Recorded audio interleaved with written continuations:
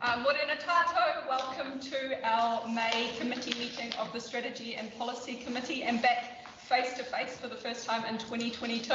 I know I'm pretty excited about that and it's very nice to see you all. So before we kick off, I will ask Councillor Stratford to open up for the karakia. Whakatakate hau ki te uru, whakatakate hau ki te tonga. Kia mā kina ki uta, kia mā taratara ki tai. E he ake anō te atukura, he tio, he huka, he hauhu, tihei mauri ora. Kia ora, Councillor Stratford.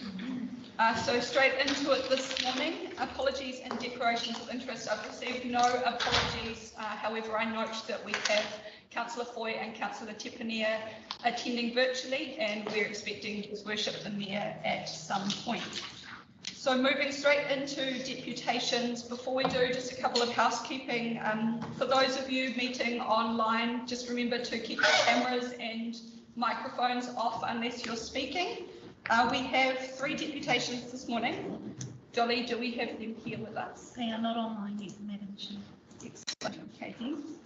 In that case, Carry on.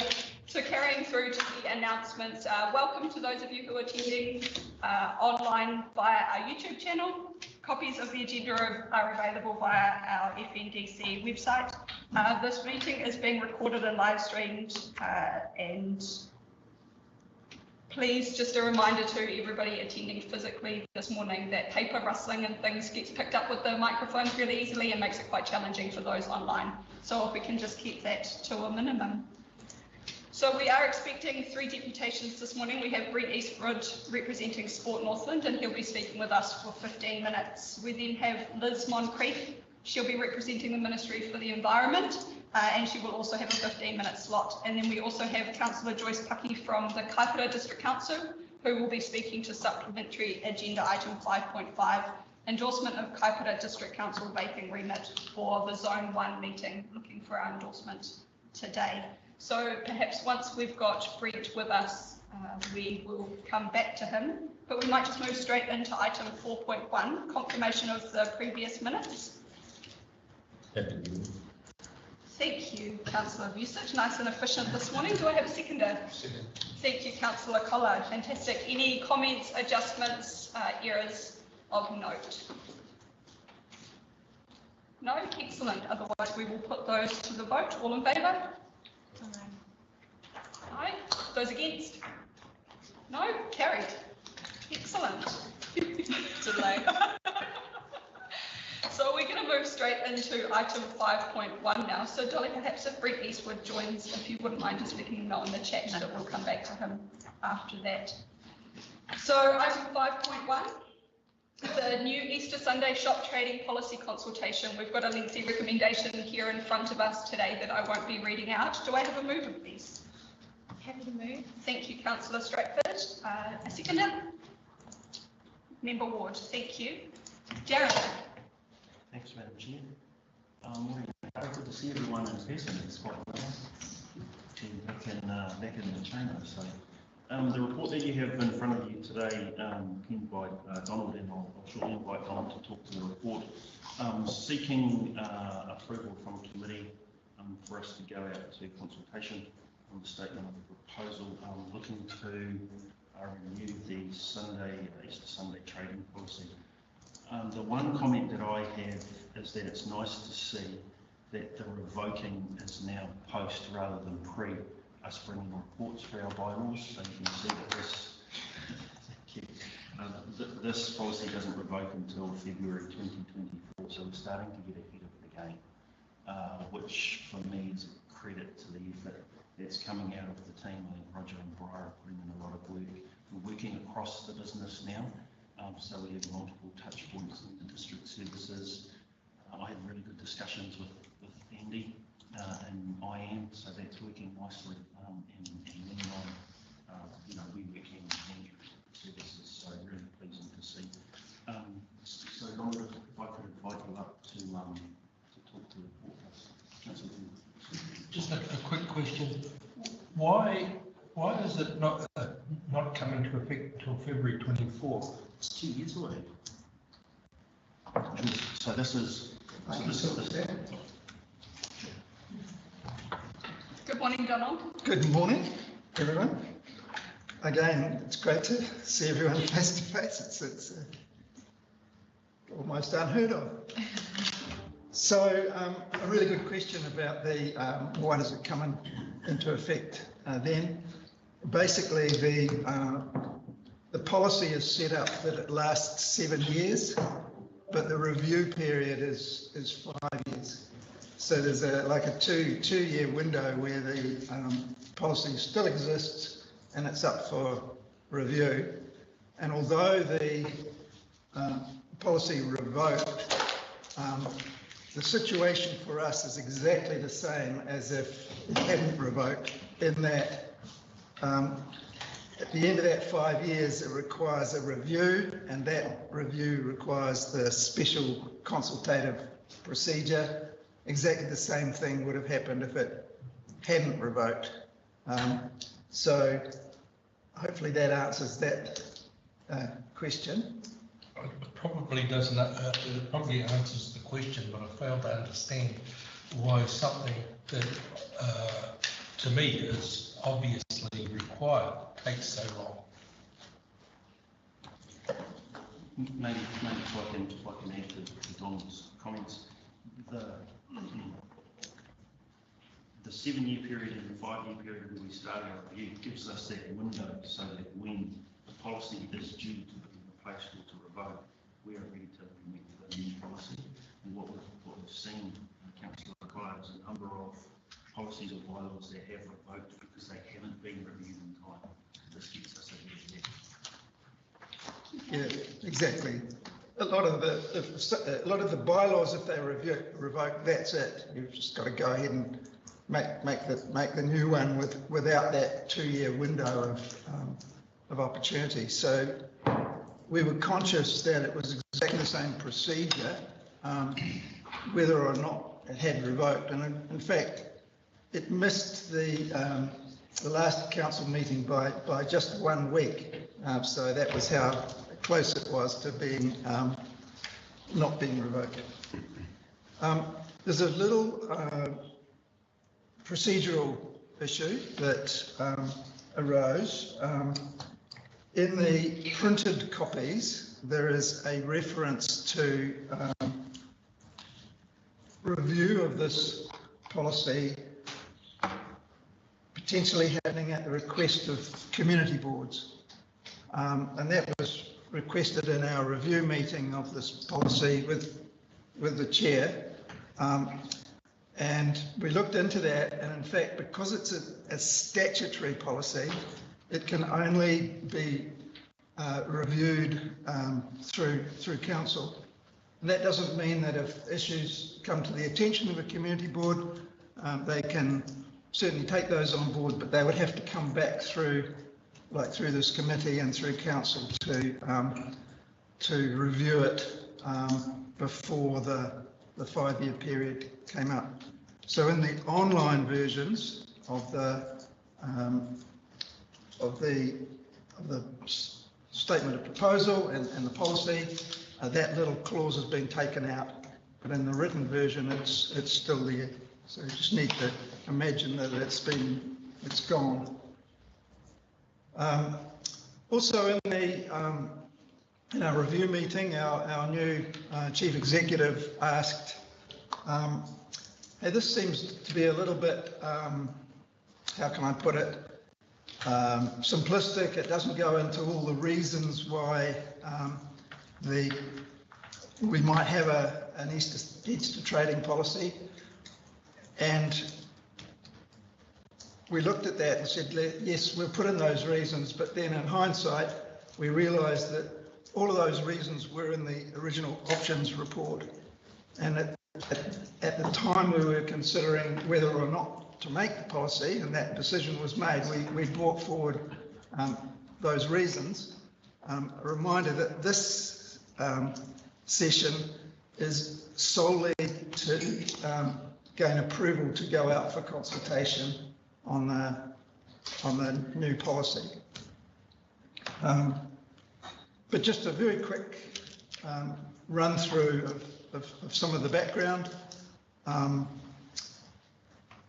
relates to the Shop Trading Hours Act 1990. It was amended in 2016, allowing individual councils to make a policy for Easter Sunday trading, either in one particular area of the district or across the whole district. And in 2017, we made the policy. At the time, it went out for consultation. The community, the feedback was pretty evenly split. A slight majority actually against the idea of Easter Sunday trading. And the main reason for that was it was seen to be I guess, an erosion of workers' rights to have, this is one of the last holidays that people had.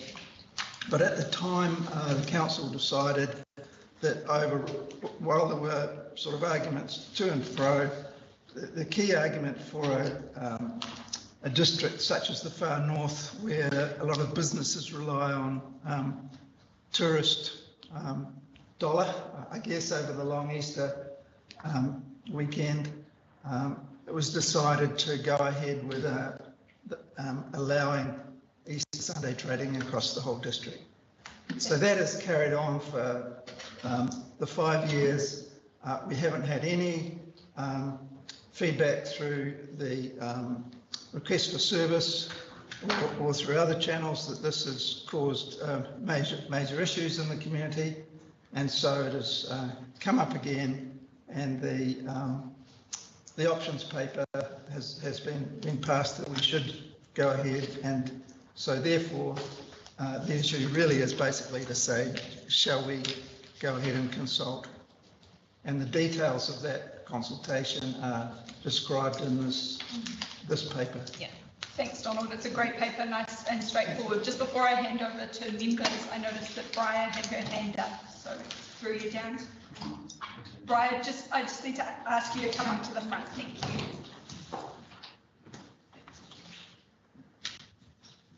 you. Good morning. Just in response to Councillor Collard's question around the date of 2024. So we have until 2024 to make a new policy, but we don't have to wait until 2024. So if the new policy is made this year, for example, then that's fine, and then we would officially revoke the current policy. That's excellent. Thank you for that clarification, Briar. Councillor Stratford, as mover, would you like to go first with any questions or comments, and then Member Ward? I support us consulting on this, and yeah, eager to get cracking on it. I've already put a post up on social media. There's a few people that are interested. Fantastic. Thank you, Councillor Stratford. Member Ward? Thanks, Madam Chair. No, just in support of this, as you're all aware, Waihere has had Easter trading, and it's very confusing in our ward, particularly around Kirikiri or other areas when they head off to explore and spend and everything's closed. So this will be a very welcome policy in our ward. Fantastic. Thank you. Do I have any further questions? Councillor Clinton, then Deputy Mayor Ward. Sorry, just a comment. Yeah, I recall when the situation changed, the local bodies became able to make decisions locally, and it did make sense actually. We had the exceptions, like I think in Rockville, Queenstown, Paihia could trade, but a town a mile down the road couldn't, sort of thing. Having said that, I think we need to be thoughtful about who we inform about this, and I would think obviously business associations, any union-based organisations, and critically the churches. They had strong views, understandably. I think it's important just for our own integrity that we do make real effort to make sure those people are aware that this is their one chance in 7 years or so to have a view about it, whatever that opinion might be. Great, thank you, Councillor Payton. Deputy Mayor Court. I'm just a wee bit confused, Madam Chair, and I'm wondering, for my clarity, because I was here when we wrote the original bylaw. Easter trading is a permitted activity in this district now. Anybody can trade, subject to an employer must ask their employee if they wish to work on Sunday, and they have to agree to that. They can't be compelled to work. But currently, any business in this district can open on Easter Sunday. My question is, Donald, you said we missed this by 1 week. So when I read this, a little yellow highlighted red pen, it must be a lot more expensive to completely start again from scratch than review. I don't know if that's the case, so I want clarity on that. Is it more expensive to start again from scratch than review? And if it is, and that's a big capital if, we missed the deadline by 1 week, would it have been cheaper to call an extraordinary meeting on council to get this over the line for a review, rather than the process we're now wedded to? So those are my two. My answer to the second one depends on the answer to the first one. Thanks. The simple answer is that they're both the same, in that we needed, under the legislation, we have to follow the special consultative procedure. But in fact, what does that mean? It's actually very similar to any consultation that we do. There are principles of, I think it's under section 82 of the LGA, that we have to go out and get a representative view from the public. The formality of it is essentially that in this case, we're making very sure to do a very thorough public notice at the beginning, via newspaper channels and also through social media, but very, very little difference in expense compared with what we normally do. Ancillary question, if you don't mind, Madam Chair. Are we legally obliged to go through the full public consultation process on every bylaw that is reviewed?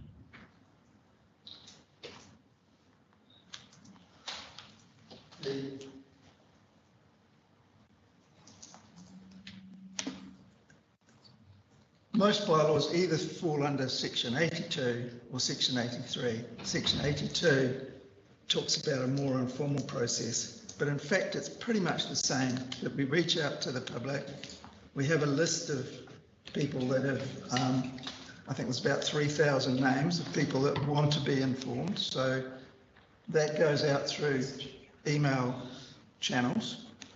So we're reaching 3,000 interested people across the district immediately. And then there's social media channels. And then taking David, Councillor Clendon's point of view about, it all depends on the specific topic. And for this Easter Sunday trading policy, by email, essentially we're making sure that we reach out to the unions and the business associations as well, because we've figured that they have a particular interest. And then so that's in terms of written consultation, but there is a right, no matter what, whether it's an informal one or a special consultative procedure, a right for people to verbally present. And I guess the expense of pulling together the whole committee to hear their views, if just one person says we want to give our views verbally, the committee needs to assemble and listen to those views. The special consultative procedure makes it a little bit more formal. There has to be a quorum or whatever. But in fact, we've interpreted it as much the same. We give the same treatment to a more informal consultation as with a formal consultation. We give people the right to speak.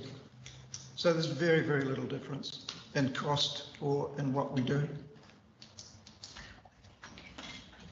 Thank you, Donald. Darren just wanted to add something quickly. Thank you, Madam Chair. Deputy Mayor, I'm sure you're aware we operate in a very litigious environment, and the local government sets certain guidelines, but must do. Legislation tends to talk in must or may, And when we look at consultation, whether through special consultative process or not, the direction from the Local Government Act is a must. So it's fairly clear as to how we are to I guess, move forward when we do bring policies on board. Madam Chair, if I may just provide some clarity around my line of questioning. There is a significant amount of work happening in the bylaw space. There is a significant amount of work happening in local government, full stop. And I am very mindful of consultation fatigue, and I am very mindful of the cost to the ratepayer to do all of this work. So if we are reviewing a policy that is essentially unchanged, I'm keen to understand whether or not we need to then compel the ratepayer to meet the cost of paying for that consultation, notwithstanding their democratic right to participate and provide feedback. This is a very expensive way to do it. And I'm just wondering if there is a way that we could do this, and I can see Bri shaking his head, so I know the answer already, without going through what is quite an onerous and weekend soul-destroying exercise week after week with the hundreds of bylaws that are in place. So, and clearly already this morning there was confusion here amongst elected members about the status of the extra trading bylaw. So we have got a lot of work ahead of us in making sure that our messaging is clear to the public. Thank you. Thank you, Deputy Mayor Court. I think you raise a really good conversation that we need to be continuing to have at a committee level, especially around our significance and engagement policy and the way that we can be more responsive going forward. But it's a conversation for another day, so thank you for raising it. Councillor Vucic, and then I'm going to put this to the vote. Thank you, Madam Chair. I can understand the points that Deputy Mayor is making, and they're good points, but I get my comfort from Darren. He's saying we are getting ahead of the game, and really the risk is not so much, there's a bigger risk not following the law. So I'd say we have to do this. This is going out to consultation, but the major risk that's being identified in this conversation is that the workload that we've got internally, so that we are on top of what's happening, so that we do not force ourselves into a situation to going out to full consultation, instead be as efficient as we can. And I'm just basing on the comments that Daniel has made that he's on to that, and I'm sure the CE will be aware of that as well. So at this stage, all we can do is go out to consultation, so I'm happy to support it. Thank you, Councillor Vucic. And on that note, I'm going to bring this to a close. Councillor Stratford, were you wanting any right of reply?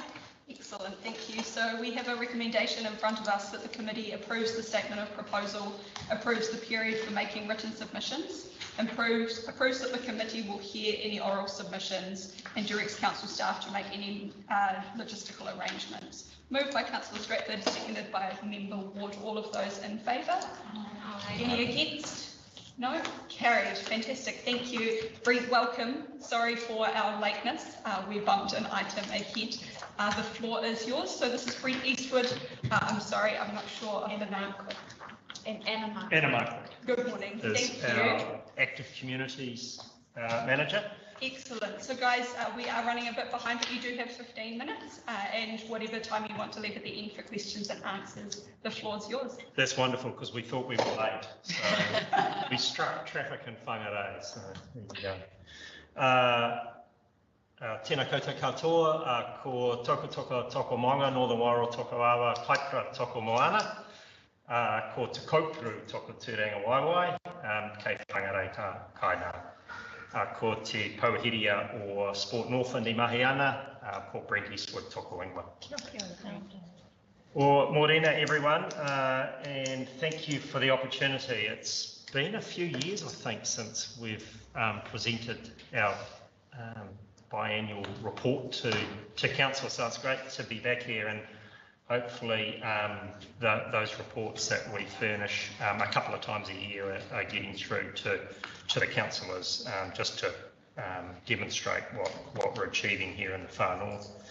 I guess I wanted to start, and Anna's going to talk to the specific points on the report, but I just wanted to make you aware of a few things that are happening, I guess, at a board level as well. And it's first to say that certainly from our perspective, it's great to have this partnership with Whanau District Council, and that's on a few different levels too, that partnership exists.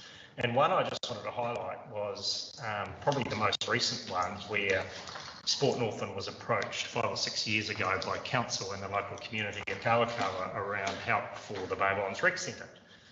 And as you all know, we have ended up owning that facility as part of that partnership, which certainly is a reasonable risk for Sport Northland to be doing as a charitable trust, to be owning a facility that's on Ministry of Education land and in the state that it's in. But the other side of the coin was Sport Northland was aware that if we didn't become involved, it's likely to close to the local community, and that would have been not a good thing for that local community. We've seen since that the partnership that we've developed with council has ensured that Sport Northland is overseeing the management of the centre. As I say, we own it now for our sins, and council provides the financial subsidy to keep that place going. And I'm not sure if you've seen it lately, but if you haven't, you should pop in and have a look, because it's looking so much better than it's ever looked before. The management and the service is greatly improved, and that has resulted in improved participation. So again, I just wanted to highlight that as an example, how we can benefit each other. There's a couple of other things, I guess, that have happened at board level, which Councillor Stratford will be able to endorse, hopefully. And that was, the first one was at our AGM in November. We made some changes to our trustee, which saw the acknowledgement of He Whakaputanga and Te Tiriti o Waitangi, and at the same time changed the board structure to ensure that going forward we have 50% Māori composition of our board. That has resulted in 3 appointed Māori positions. 2 of those have been filled already in the last 6 months, and both of those are young Māori wahine from the far north. April Rawiri from Hirakino, and Kath Keramiti from the Kaio Kirikiri area. And they've been a breath of fresh air on our board, I must say.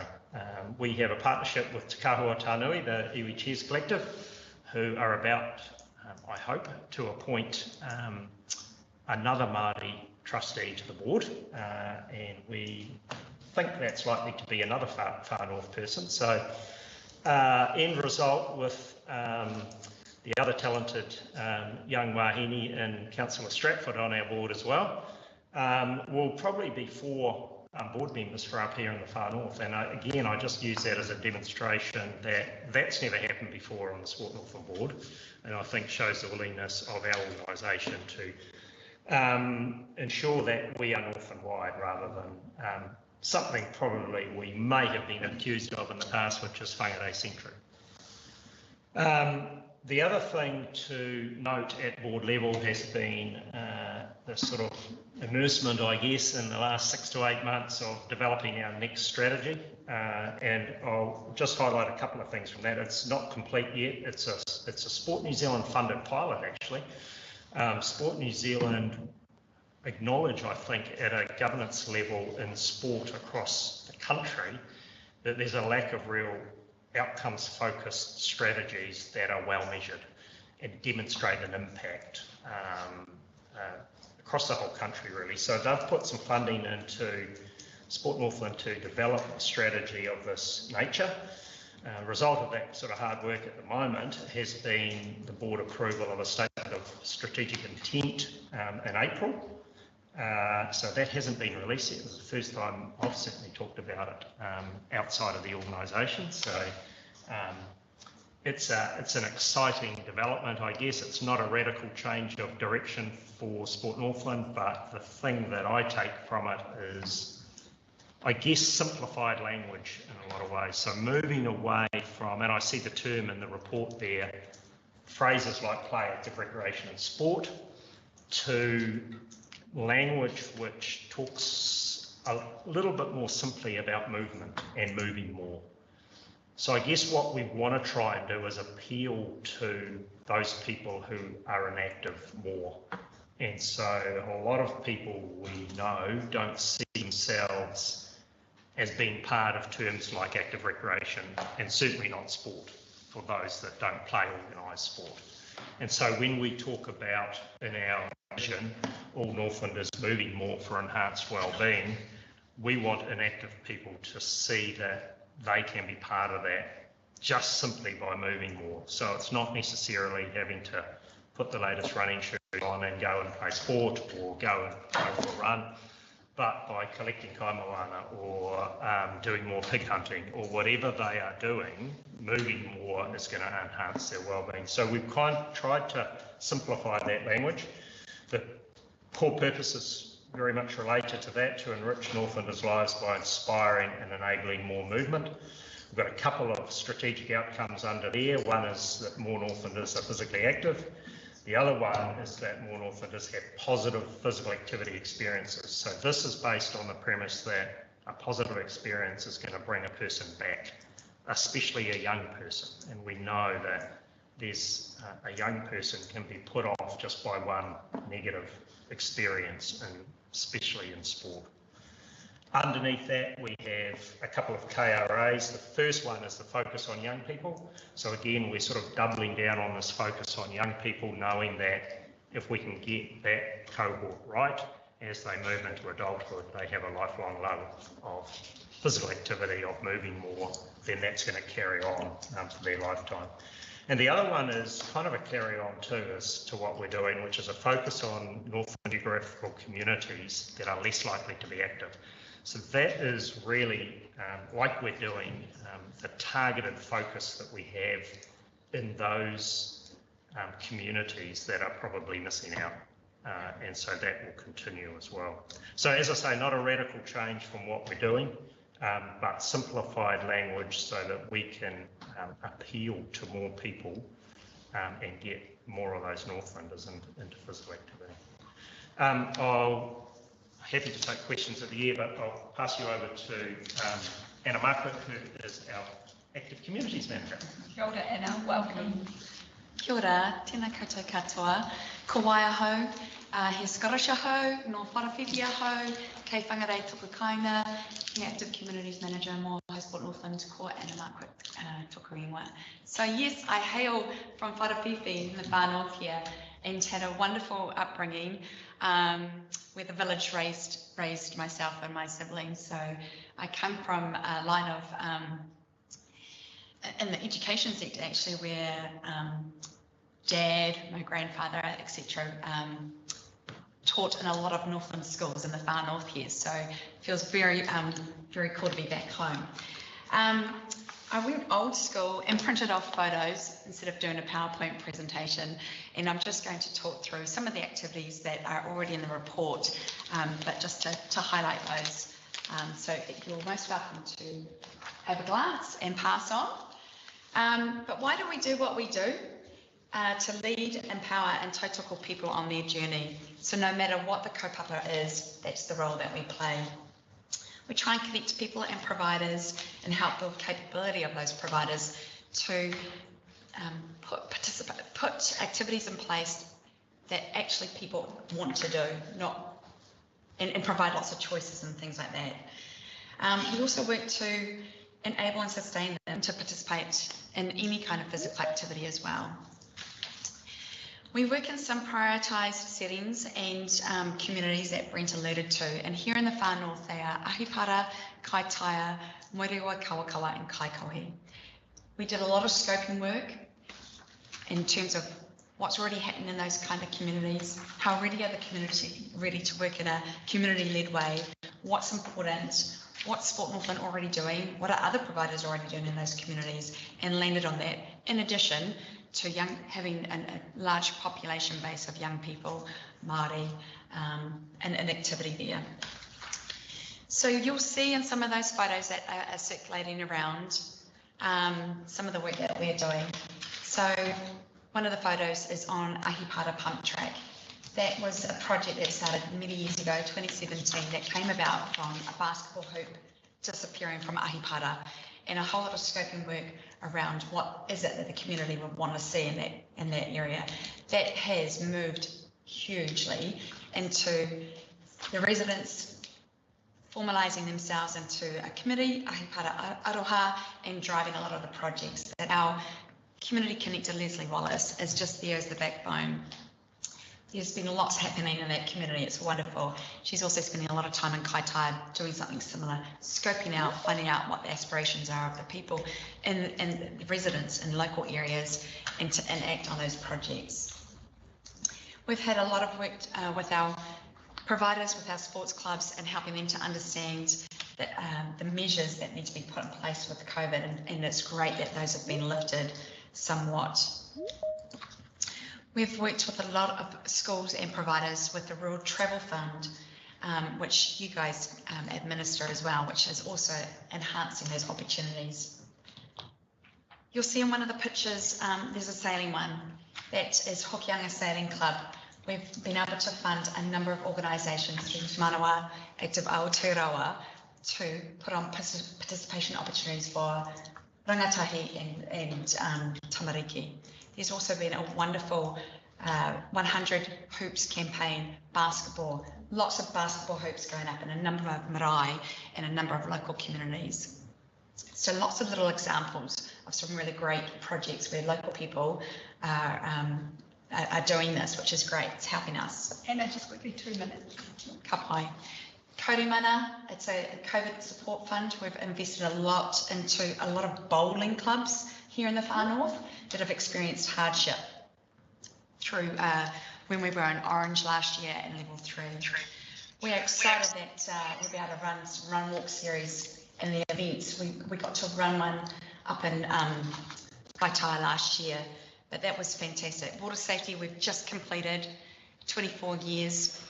Huge long sponsorship with Top Energy there, but you know, we've had over 3,000 students from 30 schools here in the far north that have learnt some water safety competencies to keep them safe in, on and around the water. We're doing a lot of work in the secondary school space with offering events, as well as working with sport coordinators to help change the way in which they operate and offer all of their students opportunities, more than just sport and active recreation. And we also do a lot of work in our primary space and with Kura Kaupapa, and it's working on what matters to them, and what matters right now is well-being of their students and their staff and that community engagement. So lots of great work happening there, along with active workplaces, strength and balance. You'll see some strength and balance work happening there, where we're supporting providers to understand what matters to their people and to then put on those participation opportunities. We are so looking forward to Bike Ready, which is another little partnership that you've got with Bike Northland, and we help Bike Northland deliver Bike Ready. So we're looking forward to that happening in the next financial year, as well as all of the work that's dropped out of Kōkiri Te Waka Haurua and Spaces and Places, which you guys have got a lot of stuff in there. So lots of weaving into our work streams to help bring that to life. That's us. Legend. Thank you for that, Anna. That was awesome. Unfortunately, we're not going to have any time for questions. We do have some other speakers waiting, but you're welcome. We'll be breaking for a cup of tea around 11 if you've got any mahi to do in Kaiko here, or you're welcome to stay and have a chat with elected members over a coffee at around 11. Thank you for coming. I know that we'll be doing some work later in the year to look at how we strengthen that partnership between FNDC and you guys, really acknowledging the work that Councillor Stratford puts it on your board as well on our behalf. So thank you for making the trip. It's lovely to see you in person, and hopefully we might see you back a bit later for a cup of tea. Thanks very much. Thank you. Okay, members, we now have Liz Moncrief with us. Liz, apologies for our lateness and delay. We've had a bit of chop and change. Back in chambers for the first time this year, so just getting our feet back on the ground. We have 15 minutes with you this morning, and if there's any time at the end within that 15 minutes for questions and answers, if you wanted to leave that gap, you're welcome. Otherwise, my name is Councillor Rachel Smith. I'm the chair of this committee, and the floor is yours for 15 minutes. Kia ora. Oh, kia ora koutou. Thank you so much for inviting MFE to be with you this morning. We do have a presentation, but I'm conscious it might be good to leave time for some questions, so I'll just whip through it. I'm hoping that some of this material will be familiar to you. But we were invited here to speak to the reform of the resource management system. And I just want to acknowledge we've had a couple of hui with yourselves and mana whenua. It was either late last year or early this year. Sorry, my memory is failing me right now on this topic. And you've also put through some submissions to the work that's been going on this review phase. So we're pretty appreciative of that. But do just want to take some time just to step through the key parts of the reform review today. So just moving to the next slide, thanks. So look, in a nutshell, the government has agreed that we will repeal the RMA and that we will introduce 2 new pieces of legislation, the Natural and Built Environment Act, which is most like the RMA, and the Strategic Planning Act, which will be a new piece of legislation. But it really does pick up a lot of practice that's been happening around New Zealand in the last 20, anyway, around long-term strategic planning for positive outcomes in regions. A key tool under the Natural and Built Environments Act is the National Planning Framework, and that will be familiar to many of you as what we currently have pieces of national direction that the government produces every so often to guide development under the RMA. Really the key shift that we're looking to do in this change is to bring all of that national direction together, plug the gaps of the national direction we still need to make the new system work, and that will really drive down and inform NBA plans. Just on to the next slide, please.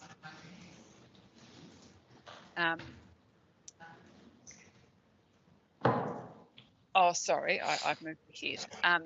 Probably the key thing I wanted to convey in the NBA plan was, you know, we're going to go from every council having their own plan down to 1 plan per region. So it's really significant change. And a lot of the information you've put forward in your submissions has highlighted the challenges with that change, which is how do we ensure we've got effective local voice and aspirations coming through in that regional plan making process. I just wanted to flag early that that's exactly the issues we continue really closely with our local government steering group on, and they've been pretty clear with us that that's one of the biggest issues they're seeing in the work we've done to date. Got a workshop with them this Thursday, all day actually, on just exactly that point. How do we make this idea of a joint committee across each region work in practice? How does that link back to the accountability that each council has and their interests on that joint committee? In terms of the Strategic Planning Act, as I said, strategic planning is not completely brand new. A lot of councils have been doing this for a while. This is really trying to put that into a formal requirement to do this, and it's really long-term planning for your region, identifying areas that you need to protect, areas for future development, how we manage the impacts of climate change and natural hazard events. So that's sort of that longer term planning would happen in those plans. They would also be done at the regional level with a joint committee. The act that isn't on here but is part of the process is the Climate Change Adaptation Act. That's on a slower track, but actually you might have seen late last week MEF's come out with a draft plan for how we respond to climate change impacts, and alongside that consultation we're starting to put out some ideas around what this Climate Adaptation Act might do and how it would look. So I wasn't going to talk to that today, but just encourage you to have a look at that material in the coming day. Just really quickly on the timeline we're working towards, the government's still pretty committed to introducing the legislation towards the end of this year. We've, off the back of the consultation we did a few months ago, the government's taken a lot of the high-level policy decisions, but there's still a lot of detailed work that sits underneath it. That's what we're focusing on right now, and that's where the engagement we're having with that local government steering group is really valuable to make sure we're getting the details right.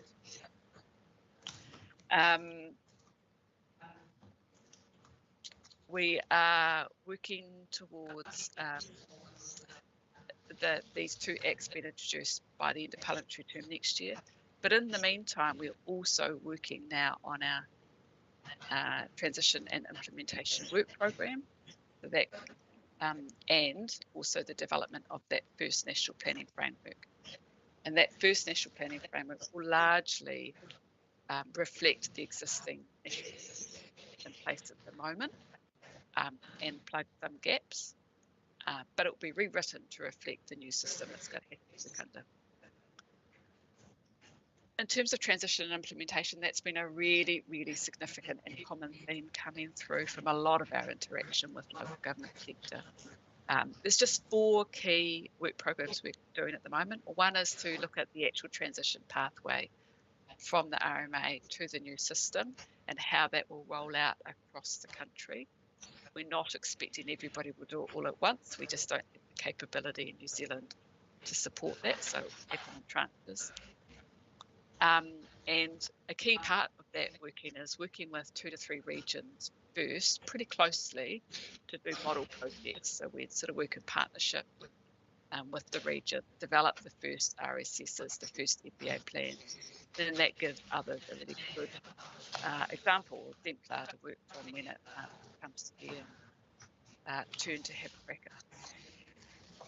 We've heard really consistently that capability and capacity, and to a certain degree the culture within the planning resource management system, is something we need to really focus on if we're to help this transition. Certainly some capability building we need to do around what we want this new system to deliver and why it is different in some areas.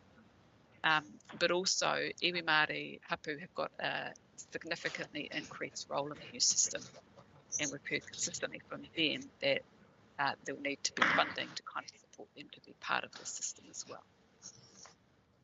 And finally, there's a digital transformation work program as well. I'm just going to race through now because I want to leave time for some questions.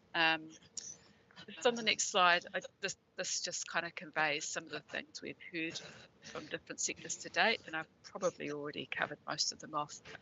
But certainly from local governments, there is general support for more central involvement in getting clear about what the national direction means, especially in terms of managing the tensions between different national direction.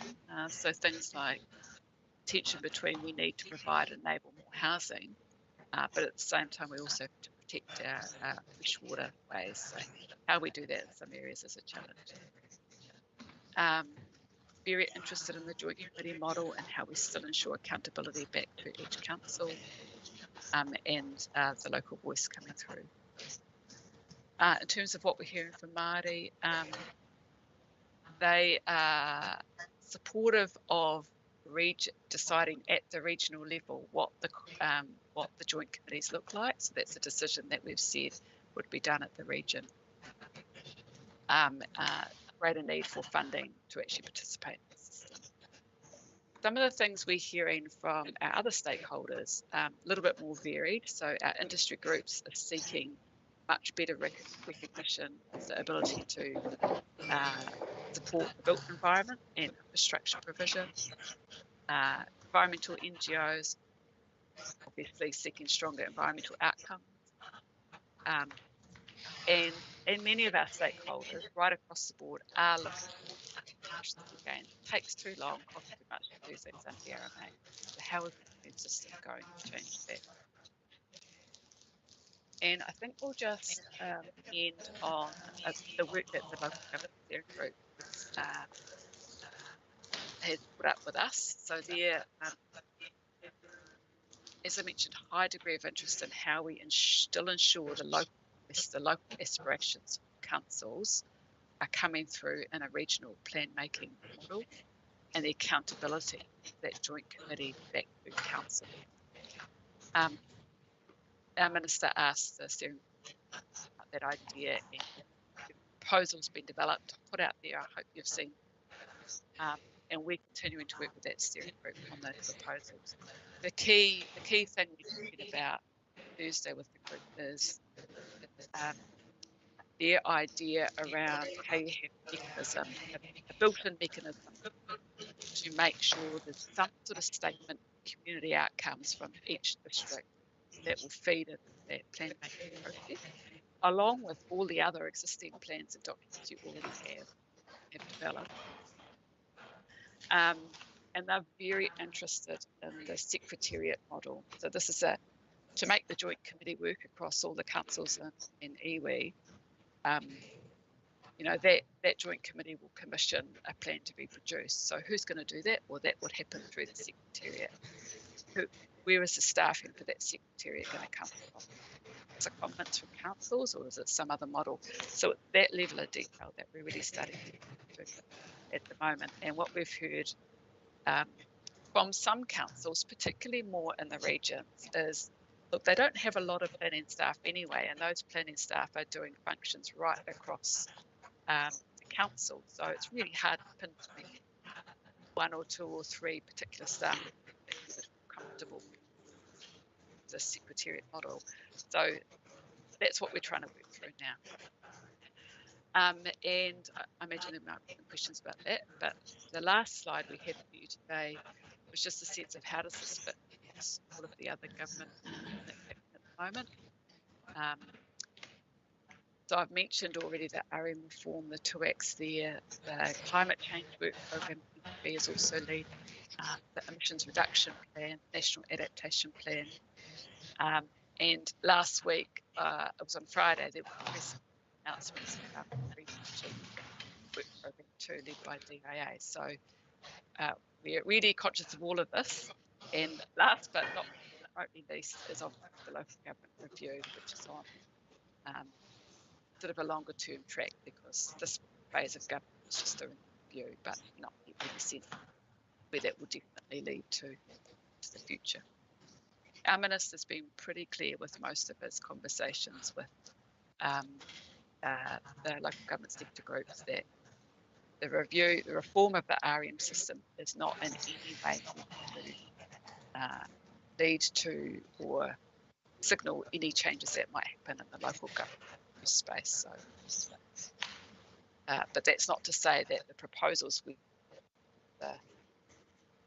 for the new MBA and strategic planning, they will have quite some significant impact on the way your current resource management activity.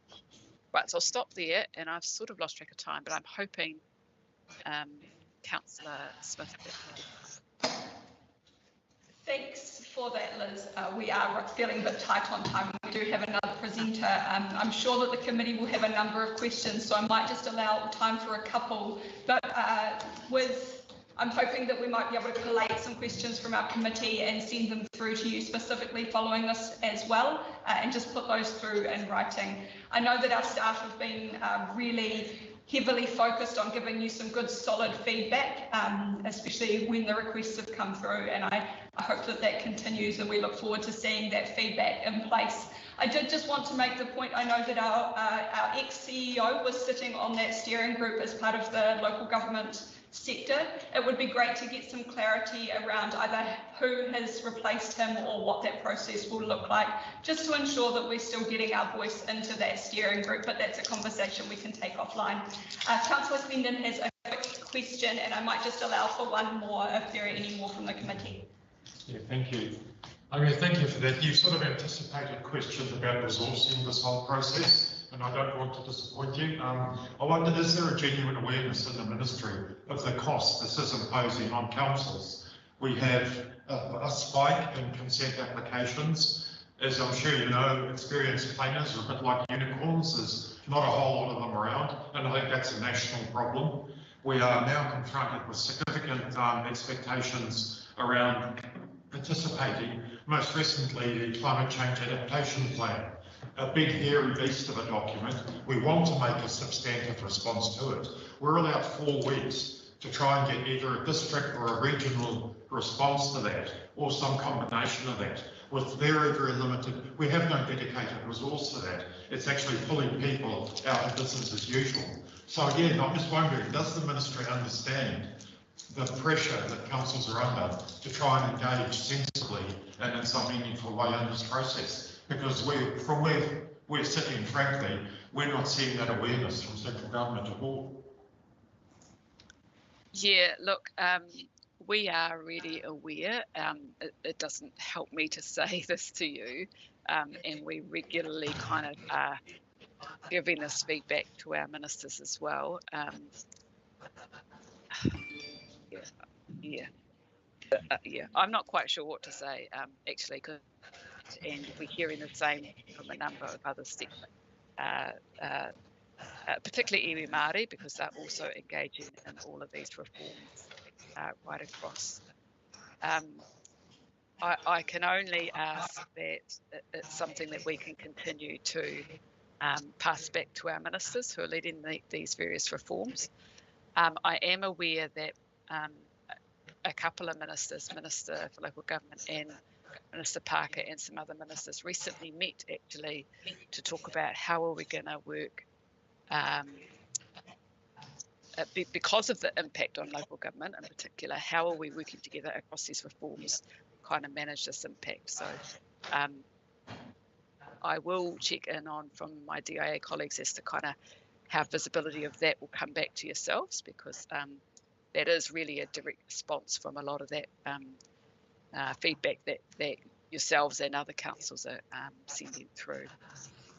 As for the actual timeframes, I feel the catch-22, we're absolutely working to our mandate from our ministers to sort of deliver these reforms. Thanks for that, Liz. We've actually got some really solid data that we compiled to present to our MPs last week in this space. So if it would be helpful to understand some real-time challenges that we're having already, then I'm sure that Councillor Stratford could forward those through to you through her role as chair of the regulatory committee, if that will help with those conversations at all. Oh, look, I'm sure it definitely will. Thank you for that. That's excellent. Excellent, thank you. Councillor Foy, I'll take one more quick question and then we might compile some questions for Liz and let her get on with her day. Thank you. Kia ora, Liz, and tēnā koutou katotu, all the councillors there in Kaikohe.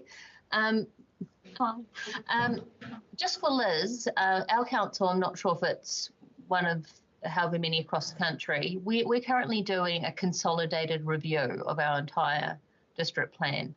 My fear as a councillor is that we're wasting our time and money due to that timeline that you've just put up there.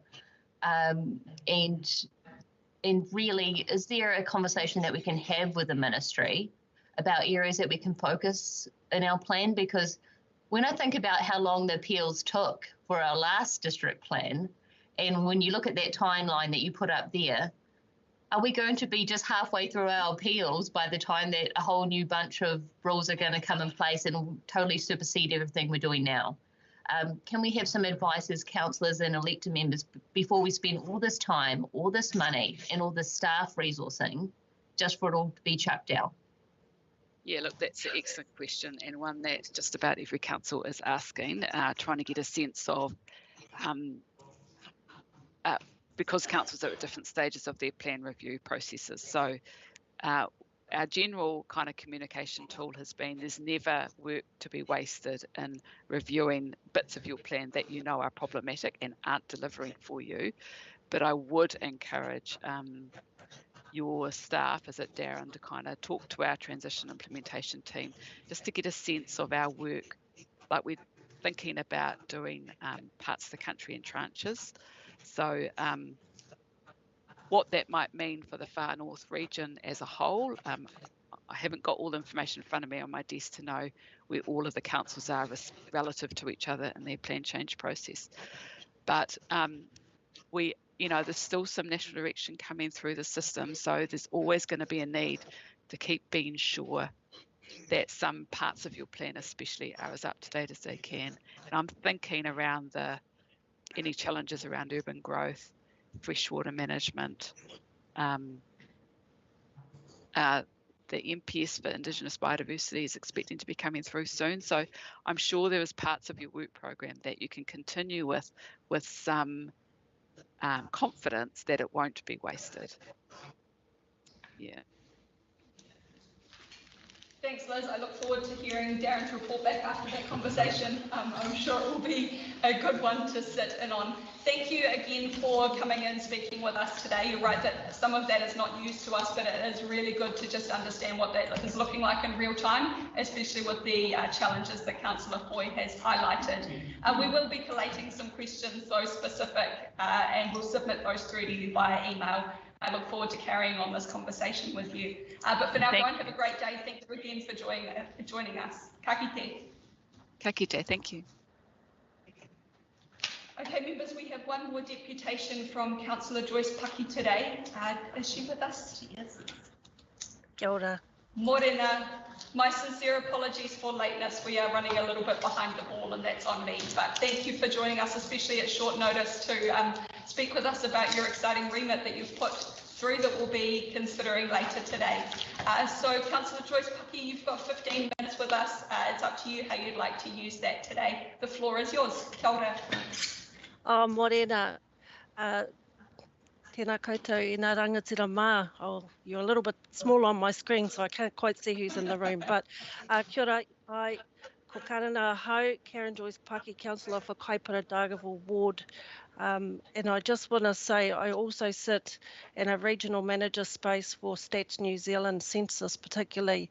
So these stats that are coming through this remit are critically important to us as a community, as a whole of a region, and particularly national. So in the room today, I've invited those technical experts to help explain anything that I will trip up on, and they are far more knowledgeable than I. But I suppose to keep it short, my part, this is a social remit that came from our community. So over a period of less than 12 months, we've seen vape stores pop up in the small town of Dargaville along our main street in particular.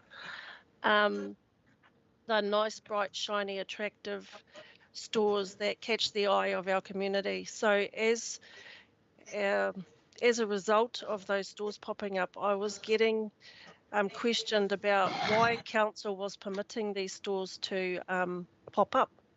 So that led me down a pathway of understanding what our policy was, what our rules and regs were, how we could actually go about doing anything to support the community sentiment that was coming out. So, so with these lovely laddies in the room, we had a couple of conversations and we got it to council.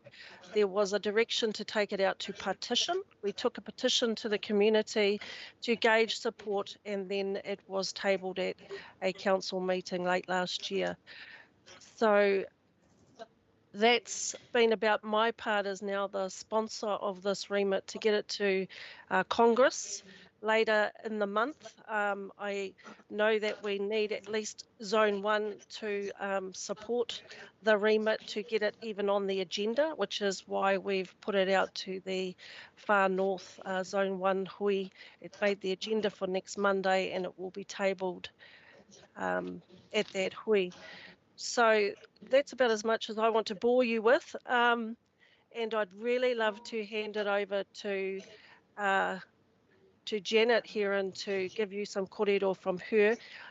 We've got the Cancer Society here as well. We've got Rebecca Gilbert sitting in the call, Bridget Rouse from DHB Smoke Free, and I'm going to hand it over to Janet and she'll introduce herself. So kia ora. Kia ora and Karen, tēnā koutou councillors, ko Janet Hook, tōku ingoa. I'm based at the University of Otago, where I co-direct one of the university's research centres, Aspire 2025, and the work that we undertake is designed to support the government's Smoke Free 2025 goal. The reason why I'm here this morning is because Karen and the group have kindly invited me to talk to the key components of your remit. And the first of those is to restrict sales of vaping products to R18 specialist vape stores. And I think that's a critically important measure to support. And I just want to share with you some information about rising youth vaping. So I'm talking here about young people who are vaping every single day. In 2018, less than 2% of young people were vaping daily. The latest information that we have is that just under 10% of them are vaping daily. Now, that's young people who are dependent on nicotine. That's a tripling over a very short period of time. And one of the reasons why vaping behaviour is so easy to pick up is because these products are widely available. So one of the key things that we can do to protect young people is to restrict the access to these products to our 18 stores. Now, many people will say for people who smoke, that's going to make it more difficult for them to access these products. I actually think that by restricting access, we also benefit people who smoke, because the transition from smoking to vaping is not an easy one to navigate, and going to specialist stores ensures that people can get the detailed advice on transition that then supports them along that journey. So I think we actually have a win-win policy here. The other component of your remit that I think is very important are the proximity measures that have been proposed. And I think it's time for us to recognise that vaping products should not be sold as though they are normal consumer products. These are products that are technical, that if used appropriately can support people to transition away from smoking, but they are not like confectionery or milk or other products that are sold throughout convenience stores, and we need to recognise that and stop treating them in that way. So they're the key points that I wanted to make. I know we have Bridget here who has considerable experience with your community, so I'd like to hand over to Bridget now to share her experiences and views. Thank you. Oh, kia ora, Bridget Rouse from Northern DHB. I also work closely with Te Hiku and the Tokoro Stop Smoking team up there in the far north, and we have stop smoking teams all across the mid-north. Part of my role is also enforcement officer, so I visit all of the tobacco retailers and vaping retailers around Taitokoro, so to make sure that they do comply. And we have noticed a huge increase in vaping retailers. So there are two differences between vaping retailers. There's a specialist vaping store. So they're like your old-fashioned tobacconists. That's what they sell, your shisha shops and stuff like that. They sell specifically vaping. And then you have your general vaping retailers, which are your dairies, your Four Squares. And significantly what we're seeing is $2 shops. So your variety stores have got a lot of the vaping stuff as well. So when we put this, so Kaipara or Dargaville, the main street's a kilometre long, much like Kaitaia, one straight street, and much like Kaikoui, one straight street. Within that, when we put this petition in, there were 12 vape retailers. 3 of them were specialist stores, and those specialist stores were within 150 metres of each other. None of them offered anything different. They all had the same opening and closing hours. So none of them offered extra accessibility on a Sunday or anything like that. And what surprised me is we put this petition to council in December, and there's already another vape store opened in Dargaville. So now we have a total of 13 vape retailers on a kilometre strip. Kaitaia is very much the same, and Kaikoui, because when you look at your dairies, your petrol stations, your supermarkets, and then of course you do have some specialist stores around there as well. There is a significant density of vaping retailers for a decreasing smoking population.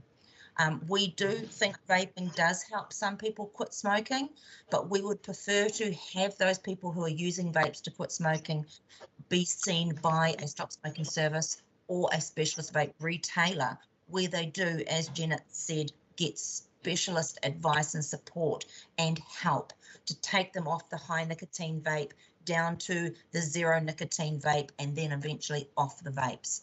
And that's what our stop smoking services in Northland are planning to do. And it's also some of the things that the government is looking at around tobacco retailers. So the Smoke Free 2025 action plan that the government has put out, and submissions will be opening for that in the end of June. One of the focus areas is reducing tobacco supply.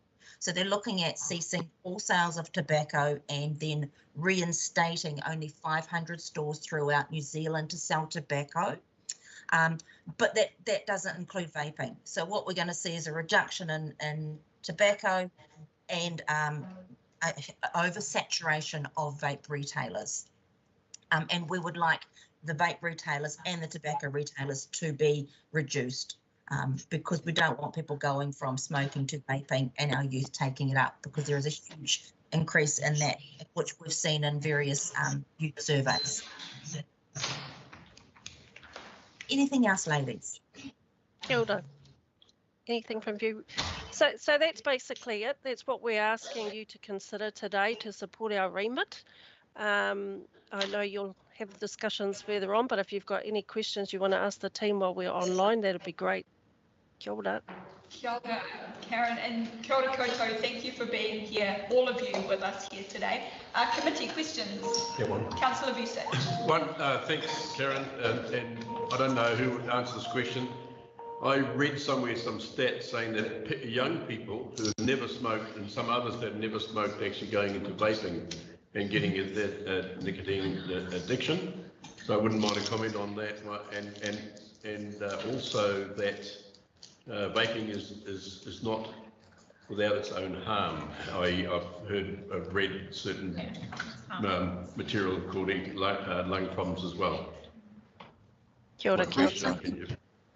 I think Bridget's best to answer that, or Rebecca. Me? Okay. So yes, a lot of youth are taking up vaping because it's so easily accessible.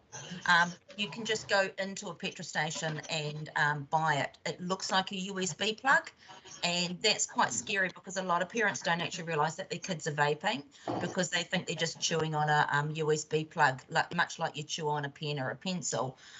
Some of the vapes now don't even have a vapor, so you don't get that big plume of vape that you sometimes see when people are vaping. And so they're able to do it in school. We've asked students that have been vaping, has their vape contained nicotine? They have no clue. They don't even know if it contains nicotine. And what can be quite dangerous is the sharing of that vape or smoking of that vape. The amount of nicotine that they're getting can be in excess of a normal cigarette. A normal cigarette has a natural end. You smoke it, it finishes, you put it out. Whereas a vape doesn't. You can just keep going on that until the liquid pod runs out. So that's quite scary. And specialist vaping stores are more likely to check for ID than your $2 shop, your dairy or your petrol station. Janet, did you have anything else you want to add?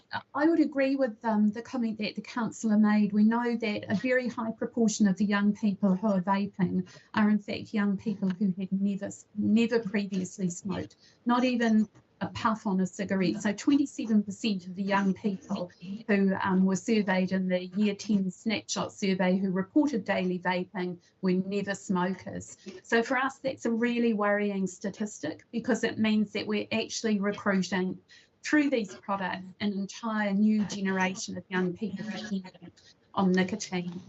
We also know that the same inequities, and I should have commented on this earlier, that we see in smoking prevalence are evident in vaping prevalence. So daily vaping among rangatahi Māori is nearly 20%.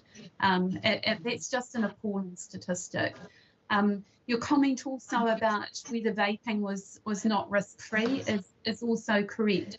For people who smoke, there is an opportunity to reduce the risks that they face if they can make a complete transition to vaping. But that's setting a pretty low threshold because very few things are as harmful to people as smoking. But for young people who have never smoked, they will increase the health risks that they face if they begin to vape. And that's a core reason why we want to try and think of measures that will reduce youth uptake. Thank you. Thank you, both of you. Deputy Mayor Court. Thank you, Madam Chair, and I apologise in advance. I haven't read the full supplementary agenda just because time didn't permit. So the answer to my question may be in the attachment. You talk about the transition from smoking to vaping is not an easy one. If used appropriately and with the right advice, vaping products can transition smokers away from nicotine. And then you talk about vape specialist shops. And I'm just wondering if you can comment on whether that would require the retailer to take some kind of specialised training so that they can provide the right kind of advice and recommend the right kind of products. And I apologise again if it's in there. I just haven't had the chance to read it all yet. That is the aim of one of the actions within the government's Smoke Free 2025 action plan. Is to have those, is to have retailers trained. So is there training available now? No, not for tobacco retailers. Well, myself, when I go in to visit a tobacco retailer, I provide a training document, but that's mostly around legislation. So what they can and can't do within the guides of the legislation. But one of the things that is outlined in the action plan is some training for staff, and it's something that we as the tobacco control community advocate to the government for, to make sure that if we are going to reduce these tobacco retailers and for specialist vaping retailers to have some sort of training. There are some really, and I use the word loosely, good vape retailers out there who actually do this. We do have one of the 3 specialist vape retailers in Dargaville, and there is one in Whangarei that I do know that they have regular people come in. They have a little notebook and they write down what that person had milligram wise, and eventually wean them off. And I said to them, why do you do that? Because you're actually doing yourself out of business. And she said, well, if they get off the smokes and the vapes, they'll tell all their friends and they'll come in and see me and to use me as a quick tool. So there is some responsible, and again, I use that term loosely, retailers out there who are helping people stop smoking in their own way, but without a formal training. Excellent. Ladies, thank you again so much for joining us today. We will be considering this later in our meeting, so Councillor Joyce Paki, I might just be in touch later this afternoon to let you know the outcome of that. But kia kaha, thank you for bringing this to our attention, and thank you for your continuous mahi in our communities with all of your different potai on. Go and have a great day. Stay safe. Ka kite. Ka kite. All right, committee, back onto the agenda. So I've actually just had an apology from His Worship the Mayor that I'd like to note. So just going back to the apologies and declarations of interest, I'd like to receive an apology from His Worship the Mayor. I'm happy to move that. Can I get a seconder, please? Yep.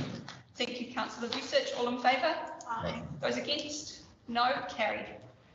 Right, back onto the agenda. So item 5.2, we might just get this one through and then we'll break for a break this morning. Happy to move then. Thank you, Councillor Vucic. Do I have a seconder? I'll second.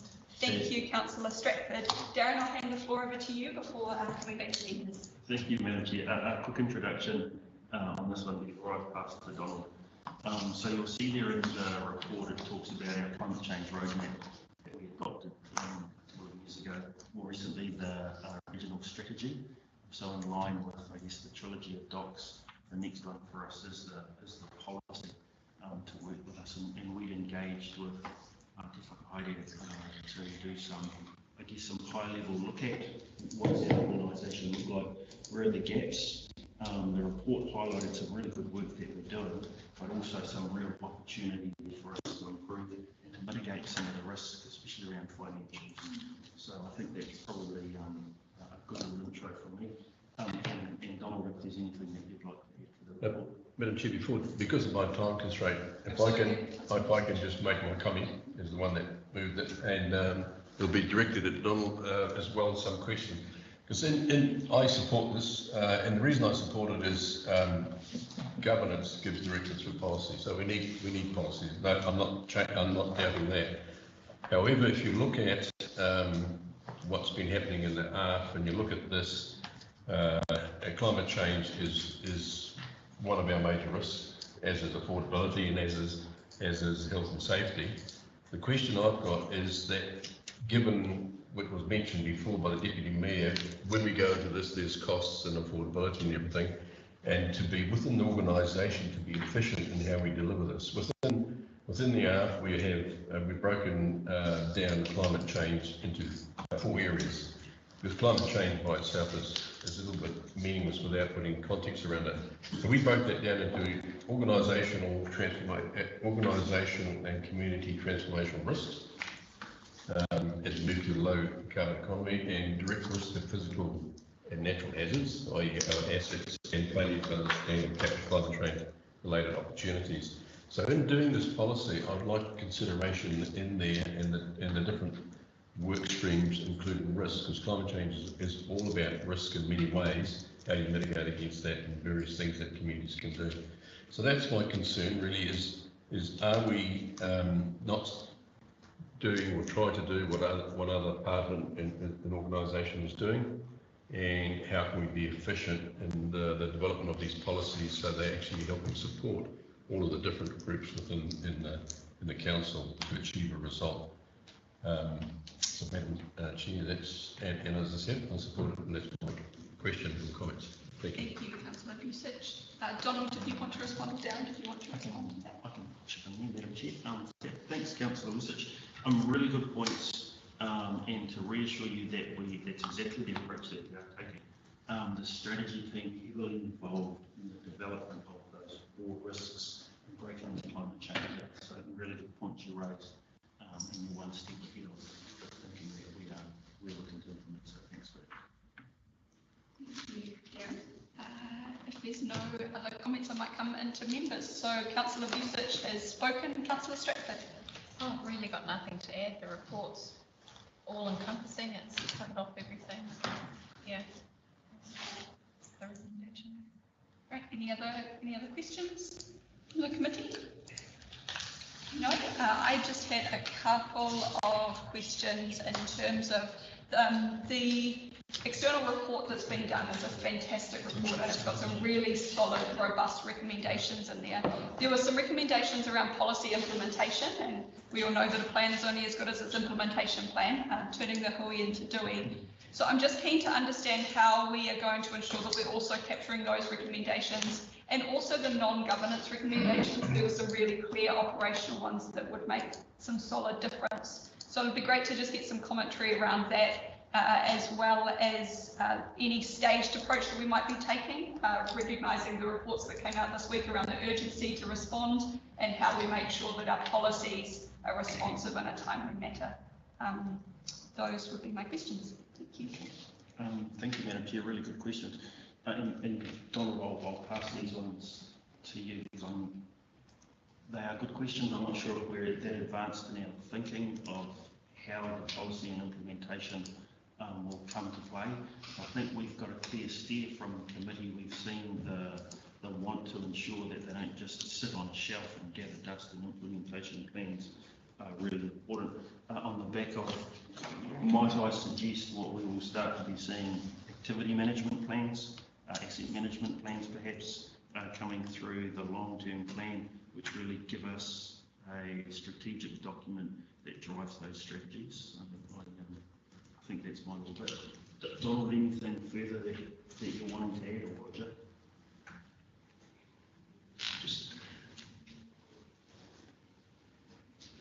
I guess the first thing to say is that it's this is a strategic policy. It probably touches on everything that council does in one way or another. It's complex. There's lots of moving parts. Very strong support from Tier 2 and 3 managers. In the Te Whakahari report, they said, basically they talked to, Donovan Burton talked to around 30 senior managers, and he said 90% were in favour. So if you do your maths, there's 27 that are wanting a policy, three against. But it means different things to different people. Somebody from the financial management team is looking for direction regarding financial management. somebody from the asset management team is looking for that sort of direction. So it is pretty all-encompassing. And this particular document kind of addresses the how at a very broad level. And so there's kind of three steps that we've put forward as options. And the thing to bear in mind is it's a plus and a plus and a plus that we're talking about. So we start off with what we're doing currently, kind of operational work, and we're doing quite a bit. By the way, the regional strategy that we've endorsed has been endorsed by the other 3 councils in Northland, so that's very strong. That's something that's first in New Zealand, to have a whole region committed. So that is kind of like our operational work, and we're making progress. Then the next step is looking at our governance mechanisms. And while many of them are actually quite strong, we have a very strong recognition of climate change risks in our leading documents, the district plan, the long-term plan, infrastructure strategy. Those big documents recognise climate change. And also in our risk management, there's, special praise was given for how we recognise those risks and also the opportunities. Still, there are shortcomings, and we can address quite a lot of that through the governance mechanisms, even things like the reporting template that comes through to committees and to council, to have a little section in basically every report to say, are there any climate change implications in this business case or this issue?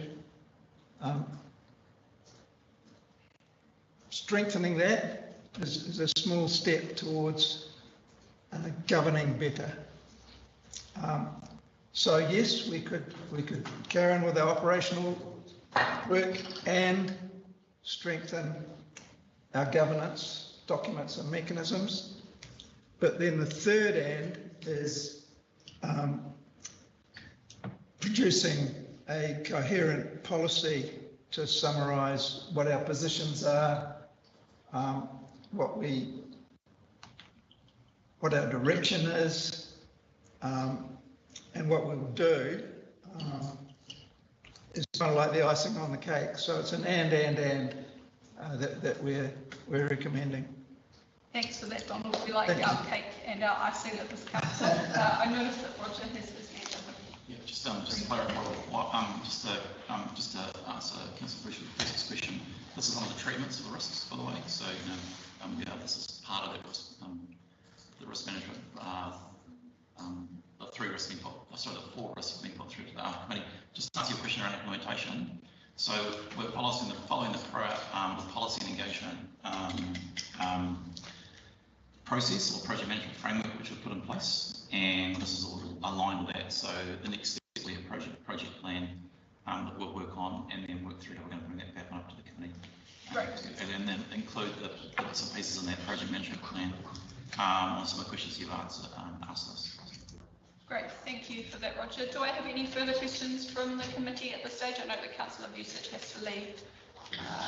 Dolly, do we have any online questions? No? In that case, we have a recommendation in front of us that the Strategy and Policy Committee recommends that Council approve the development of a climate change policy. Moved by Councillor Vucic, seconded by Councillor Stratford. All in favour? Those against? No? Carried. Fantastic. Thank you, everybody.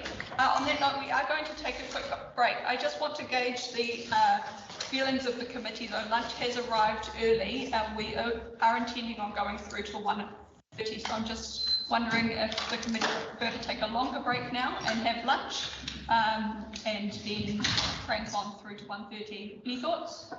We can generally eat at the desk, Madam Chair, can't we? That's what we did last week. Okay, well, how about we take a 20-minute break now, and that'll give us time for a comfort stop and things. So back here at 11:20. Thank you.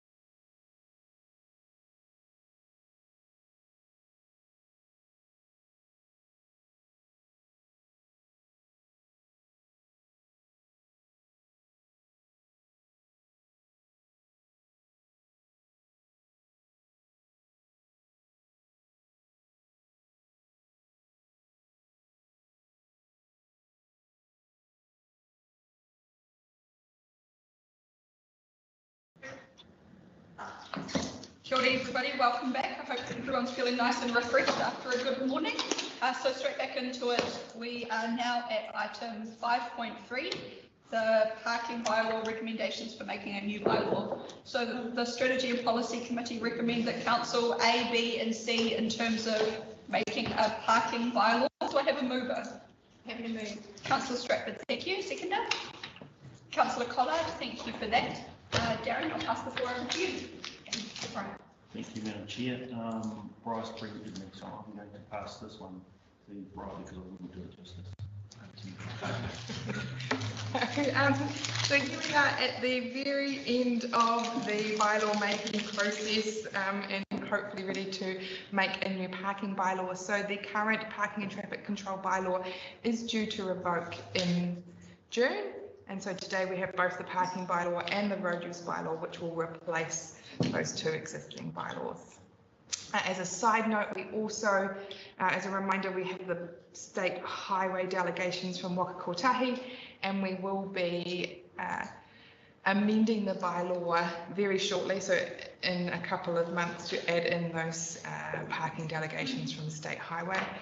And we also, so from Waka Kotahi, and we can also add in anything else. So if there's any other suggested amendments to the parking schedule, we can put those in alongside the state highway delegation.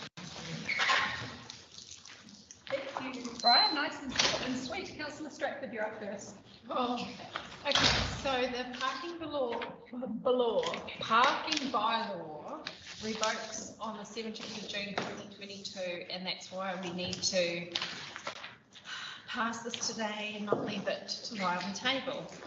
I do wish to add or amend. I was really surprised to see that there weren't any submissions on parking in urban centres. I see, you know, we've received the submissions from Peter Bay and I forget the other place, sorry. And I'm sorry that I am going to raise both Kawakawa and Moeroa, but those are the towns that I've, you know, been a community board member and I'm very familiar with their issues around parking. So there was Wynyard Street, right next to where our old cafe was, Train Spotter, it's now 39 Gillies.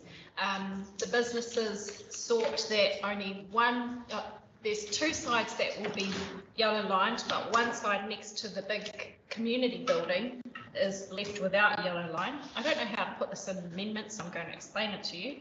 And then the mobility disabled parking that is outside the Foursquare is located on a part of Gilly Street which is not state highway, and that was left off last time, and I just want to make sure that it's not left off this time. It is it's not state highway. That part is part of local road, and then just across the road is the railway station. They've got time permitted parking as well, and that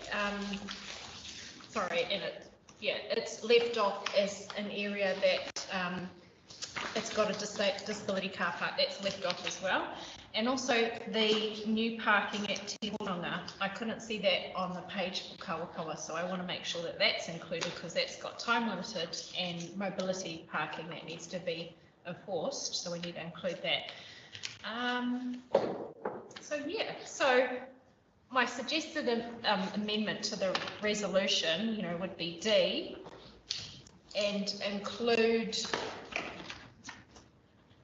amendment to Wynyard Street to have no yellow line adjacent to Te Pukahu building,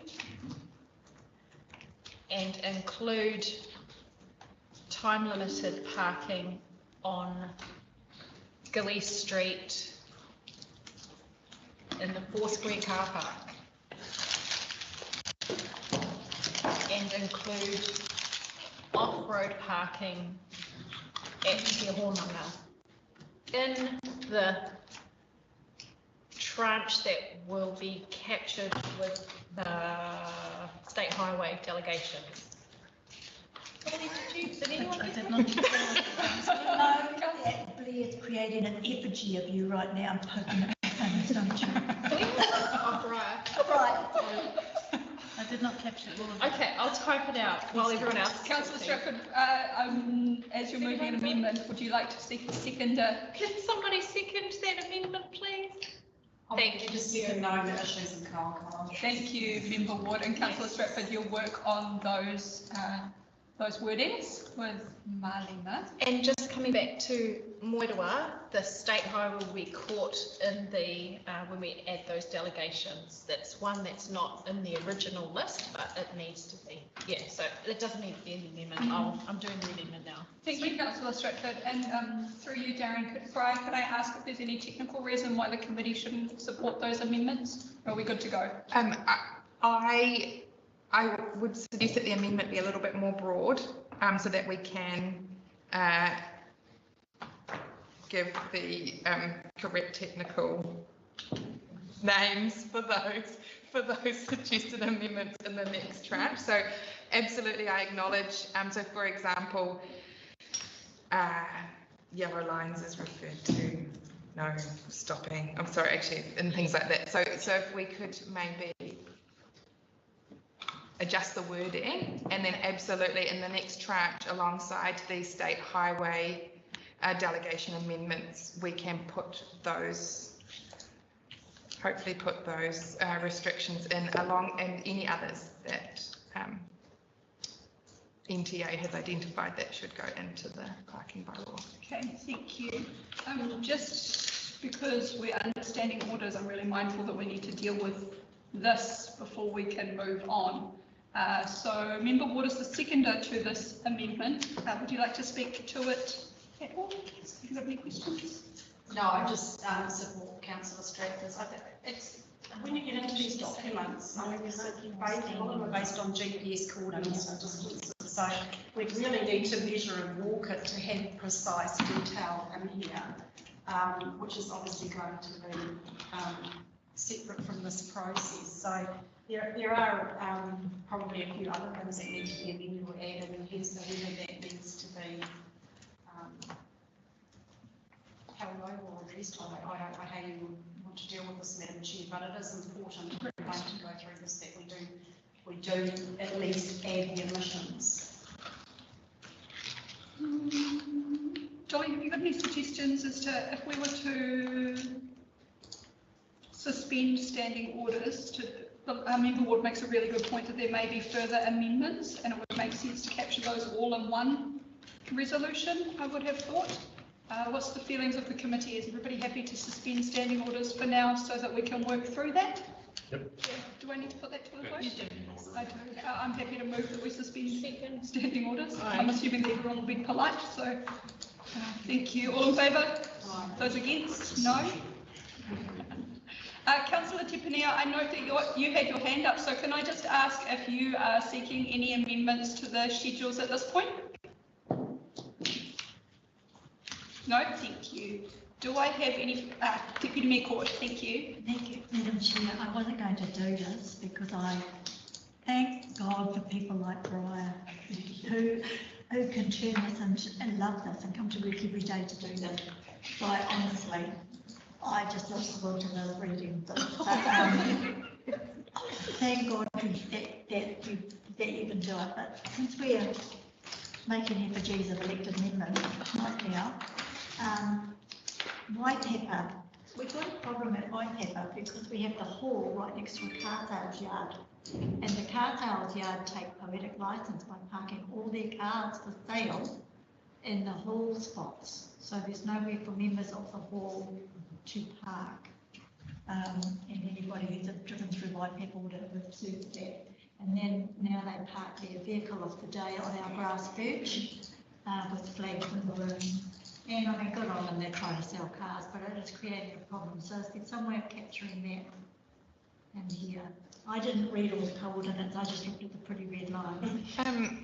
In this current bylaw that is hopefully to be made at the next council meeting, we're unable to capture, we don't have enough time to go through all the technical requirements to be able to add anything like that in. So can I suggest that elected members send in their recommendations and that staff prepare a technical report back and we look to implementing some of those alongside the state highway delegations. Yeah, so when we need to amend the bylaw very shortly to add in the parking restrictions on state highways from our Waka Kotahi delegation. So at that same time, we may be able to add in these other recommendations once we've had time to have a look at them from a technical perspective and identify if it is something that we can do, and also if we have the resources. So we do need to think about our parking enforcement officer. Councillor Stratford can raise an issue on Gillies Road, and I can't raise an issue on my Pepper Loop Road. It's not state highway. No, I've said that it's the same response to Councillor Stratford in that we need time. So these are great recommendations, but we need staff needs some time to be able to work through them from a technical aspect to be able to see if we can put them into the bylaw or not. Yes, so what I've missed out, and I don't know what the correct word is with the next tranche. It's not being amended now, it's to be considered to go in the next tranche. I'm slow, I'll get there eventually, thank you. With the next tranche? It'd be, I think, I don't know what the technical with word the better word than tranche. But I think that works for us. Can we do the state highway delegations? Yes. Let's do that. Deputy Mayor Court, were you wanting to have that one included on that list? I'm still a little confused about the process between the state highways and the local roads, but I've made my point, and I think trust in the staff that they'll pick it up. I think it's more that when we do the state highways, that's another opportunity to review this bylaw. So it's not necessarily that it's only state highways, it's that when we do that, there's another opportunity to input for further amendments to the bylaw itself. Which is why your suggestion would be perfectly fine to be captured, I would have thought, in the same way that Councillor Stratford's is. And then Darren and his team can report back to us when it comes to council to review. Technically, sorry, Madam Chair, we're not doing an amendment. No, so that's where I'm a little bit confused as to whether we just need to make notes of the places that we would like staff to capture, and that might be, now that we're working through it, I'm starting to think that that might be a better way, is that we simply note a list of areas, and that to Briar's suggestion, they bring that back with technical advice. Does that fit better with everybody? I think so. I think so. So the amendment is withdrawn. I think, Councillor Stratford, you're happy with that? So if we withdraw the amendment and we simply make note that the committee request that staff work up technical advice in response to XYZ locations at the next opportunity. Yep, that's fine. Can I just highlight, and Briar will agree, we as elected members, we haven't had enough time. We've had COVID and stuff happen, but we haven't been able to input into this as much as I would like anyway. Yeah, so I think there have been opportunities, and some of us have made input, so is there enough time? I agree, but I think it's a bit harsh to suggest that we haven't had a chance to commit to this or to contribute to it. Councillor Collard. Yeah, just listening to what's happening here, it's no different in Kaitaia. I think that there are anomalies in terms of parking everywhere, and we haven't, or nobody has looked at what is used now and what is not. You know, one that springs to mind is a bus stop, where there used to be a bus depot but is no longer there. A bus stops there once a day during the school year for 15 seconds to drop 2 kids off, and then it's gone. But there's enough room there for 3 buses. You know, that type of thing. There's anomalies like that all over the place. There's no place for anybody to park at that bus stop to pick their kids up. They've got to go across the road to the car park across the road. So there's a whole heap of safety issues. There's a whole heap of things that are not used, or there are probably places where we need to provide that facility on existing roads. Just and make some minor changes. Where do we go with that? Where do we go with that? The $1 million question. What I might do actually, committee, is I might just pause us for 5 minutes, just so we can get some really good clarity. Councillor Tipinia, I know that you have a question as well, and can you just clarify, are you wanting to add to this list also? Great, thank you. So I might just take 5 minutes and have a conversation with Briar and Darren, and perhaps we can have a conversation as a committee, just to get a really clear approach as to how we're going to deal with this, because I think we're all chopped and changed. So I'm just going to move do that. I would just really like to make my, because I haven't had my right of reply on that. It's been withdrawn. Well, I didn't agree for it to be withdrawn, but in the previous early stages of developing this bylaw, we had the opportunity to go and talk at meetings, you know, and really take on what business associations were concerned about. We didn't have that time over the last, you know, however long we've been not able to meet in face-to-face situations. So that's why I do feel that I need to make sure that this is in writing, and it is, we as elected members can make an amendment to a bylaw, but I did seek advice from Briar that it would be best to get that technical advice from staff, and that's what I'm seeking. I'm seeking for my amendment to be done subject to the technical advice, you know. Yeah. Thank you, Councillor. I absolutely hear you, and I think we're all looking for the same outcome. I think just as chair, I just need to get some clarity as how to best capture this. I was of the understanding that we were going to work through parking plans following adopting this bylaw, so I just need to get a little bit more clarity. So if everybody's happy, we're just going to take a 5-minute break just to understand where we're at and how this is going to work. Thank you.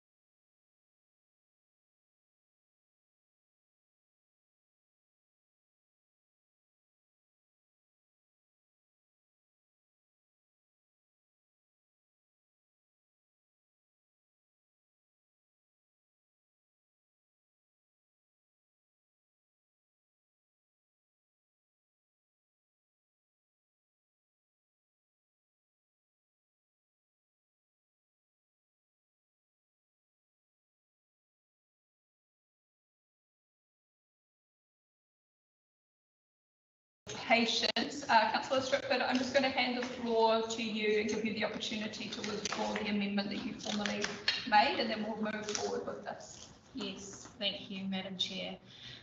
So, notwithstanding my desire to have a number of issues of parking addressed that have been going on for the last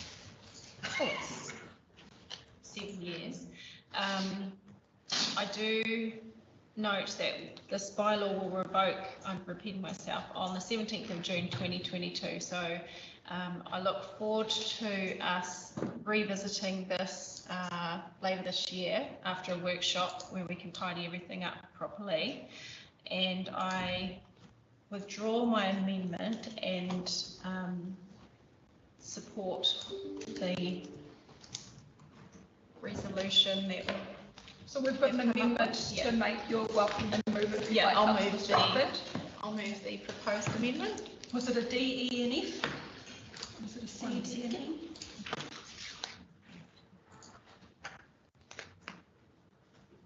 And I add,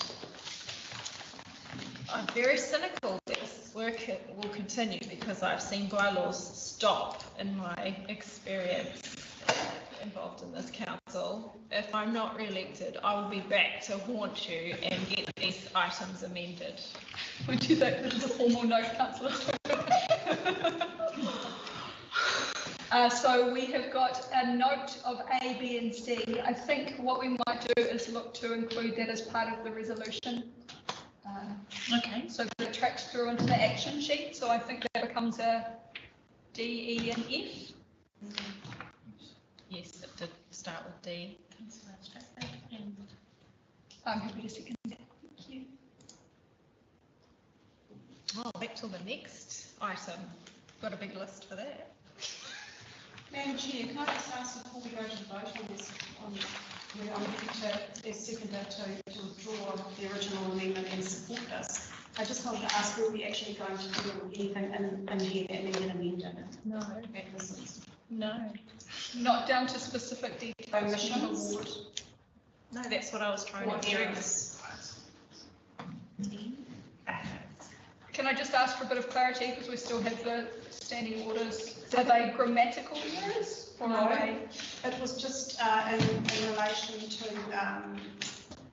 taxi stands, and there is no mention of Marsden Road. I am aware that is on the state highway, and I'm also aware that we have a request to Whakakotahi in relation to monitoring and enforcement on that area, and I see that Marsden Road is not included in this with the taxi stands, and also taxi only covers paid metered vehicles, and we still have service and courtesy vehicles, which there's no mention of in here. Well, I did see something about service vehicles actually somewhere in here.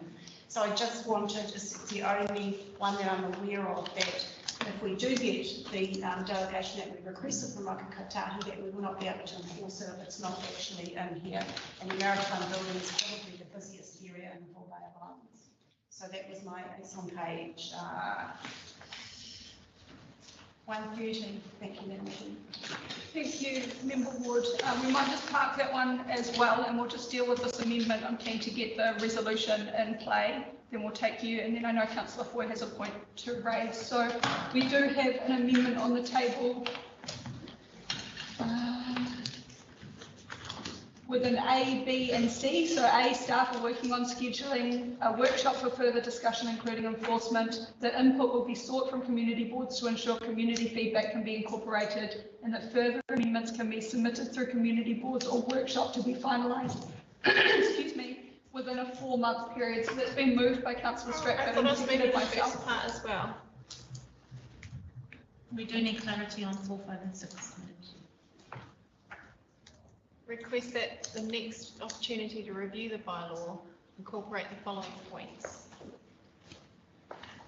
Okay. And the bottom part as well. All right, so we've got a D and a D. My goodness. Don't you have the same problem though? I mean, you need a legal description of the site you're talking about. You can't simply say, you know, the bit by the building. I mean, honestly, these are legal documents. They have to be enforceable. It's not saying it's going in the amendment today. It's saying that Well, it's tracked, that it will be looked at when we next review the bylaw. It's so that it's captured here, and if I die, it's not forgotten about. No, I think that's a good point. I'm happy to hear, my goodness. So we've got a D and an E. I'm not going to read out all of that. I'm really hopeful at this point that this is technically supported. Look, I think the point is that we're not doing anything to this document that's in front of you, but the commitment is that we're taking it away and we're tidying up all of the anomalies that we will bring back in that 4-month window. Yep. So now I'm lost as to how we capture this point that Member Ward has just raised as well. That's an anomaly that Madam we Chair, pick it was up. just an omission. Okay, so If you we've picked up. If you're successful with the delegation. Okay. We have an amendment moved and seconded. Any further commentary? Otherwise, I'd like to put this one to the vote and we can move back into the bylaw. No hands raised. All in. Madam Chair. I'm sorry. Aisha?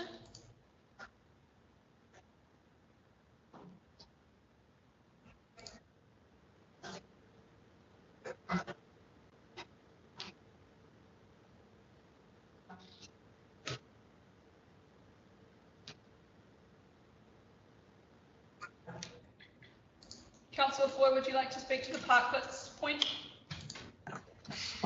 Thank you, Madam Chair.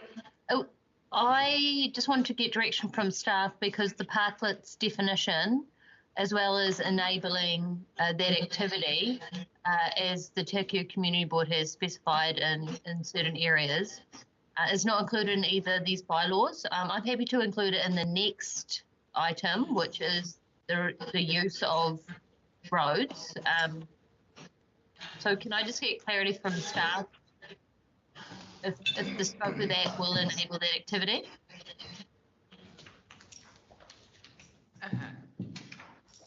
Absolutely, we can look at that. And in the meantime, I believe that people can do things if they have approval from council. I'm saying that very broad. You can go outside the regulation of the bylaw if there is written approval from council. So, as it currently stands, if there's a parklet that the community wants in a parking space, then approval can be sought from council for that. Thank you to the staff. I'll raise a case study example of how that was not enabled by the council in the next item. Thank you. Thank you, Councillor Foy. I'm just looking for some clarity as to whether or not you're wanting parklets removed from this amendment. I was just seeking from staff for it to be included in this bylaw or the next bylaw, the next item, because it needs to be, number one, defined, and number two, a policy to enable the activities if it's approved by the community board. So do you have an answer as to whether this one or the road use?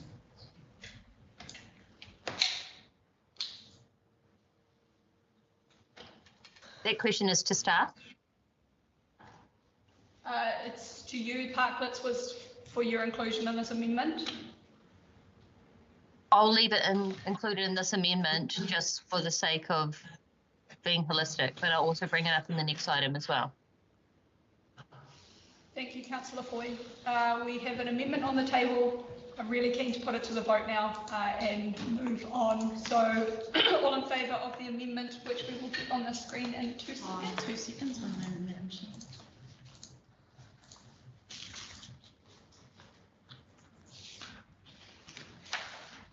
Moved by Councillor Stratford, seconded by myself. All in favour? Aye. Those against? Councillor Foy, was that an against or a for? Sorry. For. Thank you. That is carried and becomes part of the substantive motion, which brings us back to the bylaw in itself and the debate over the bylaw. Who would like to go next? Any questions, comments? We put it to bed? Yes. Excellent. Well, in that case, we have a resolution on the table for an A, B, C D and E.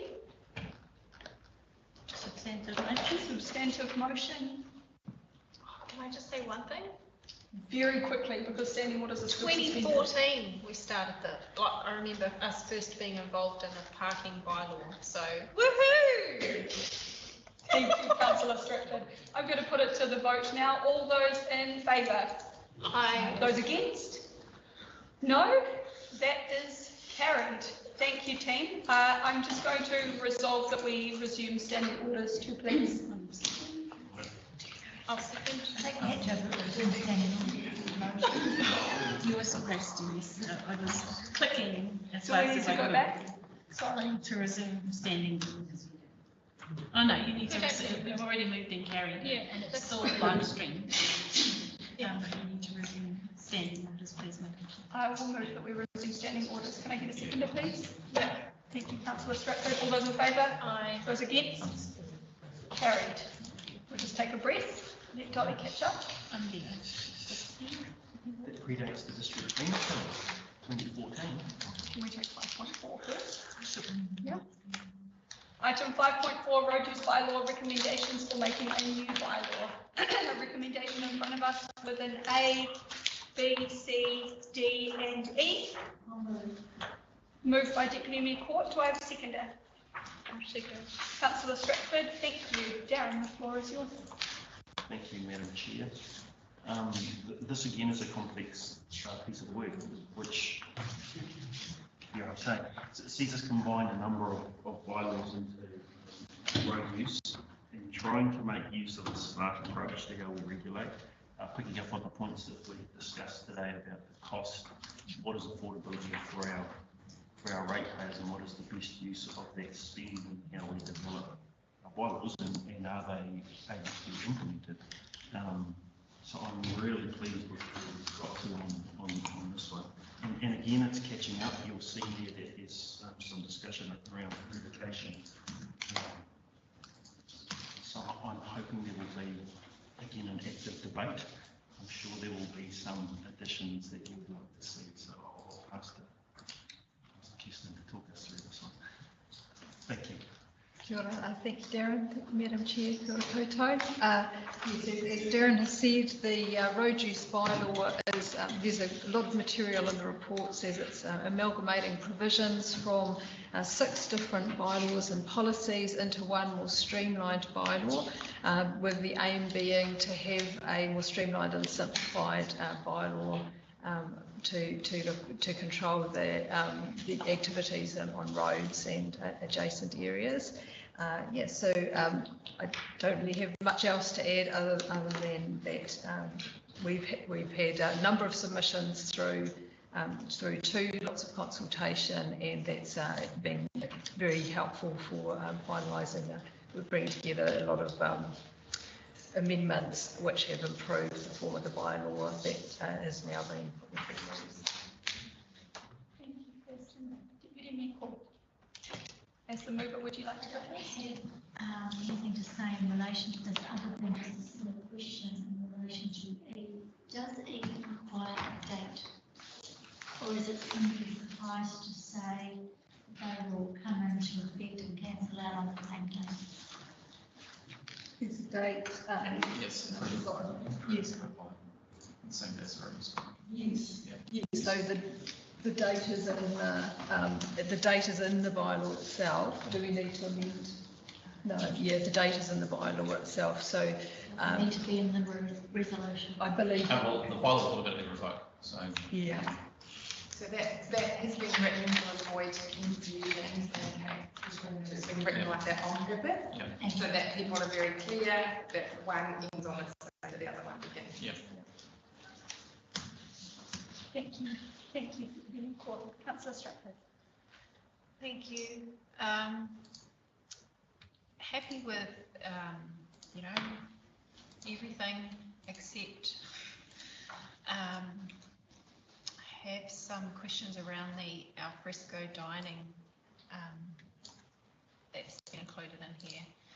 And we did have a submission, which I totally agree with, Delon. People feel that we're putting in more barriers to al fresco dining. And I do feel the process that we had previously with, cafes, what have you, would apply.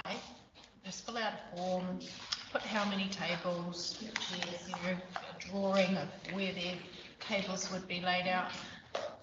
And it needed to have support back then by, the neighbouring business, and the community board would sometimes get involved in that.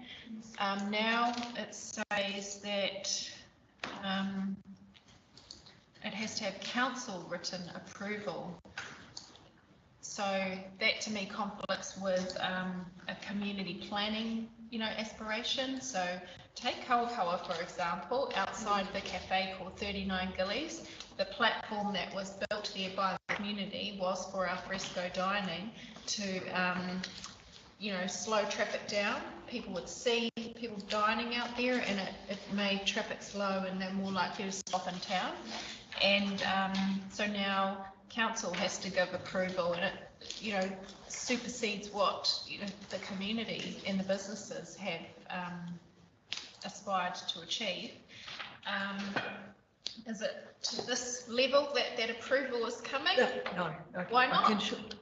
So because if it's a staff member, how are they going to triage that decision making?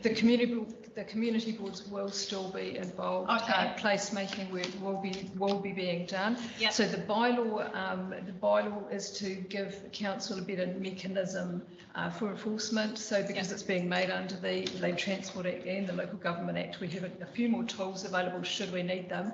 But the actual processes and protocols will remain in effect pretty much unchanged from the current policy, and that will still be seeking the input and advice of community boards and doing it as part of the placemaking work. It's just that the bylaw bit is dealing with those enforcement tools rather than the wider operational matters and community board and placemaking strategic involvement.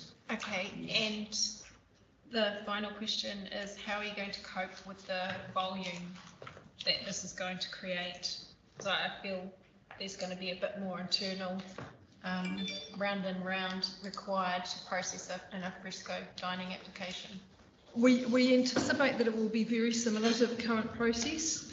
So we're talking with operational staff about that, and the implementation is really just to update it to reflect that it's no longer in the former policy, it's being covered by this bylaw, but the actual process is not envisioned to change much at all. In fact, we'd like to improve it by inviting more placemaking input from community boards earlier in this process, rather than in a more reactive manner as has been in the previous policy. Okay, that's great. I hope that's answered your question. Yeah. Thank you. That's all I have on this bylaw. Thank you, Madam Councillor Stratford. Councillor Foy.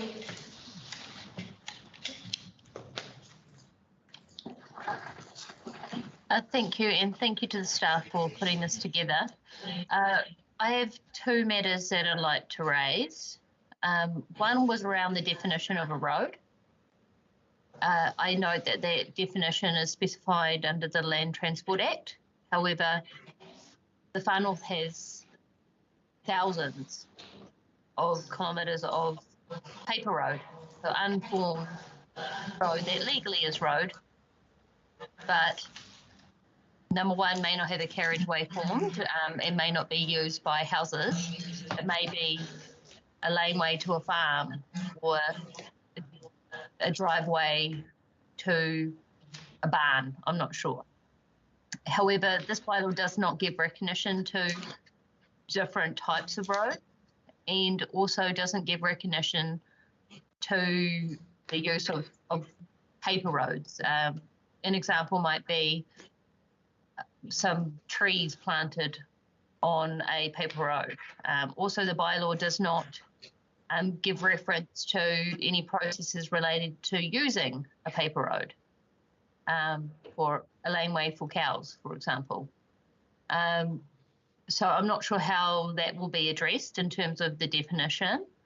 The second aspect is the bylaw does not give a definition to a parklet, and the bylaw does not give a process for that.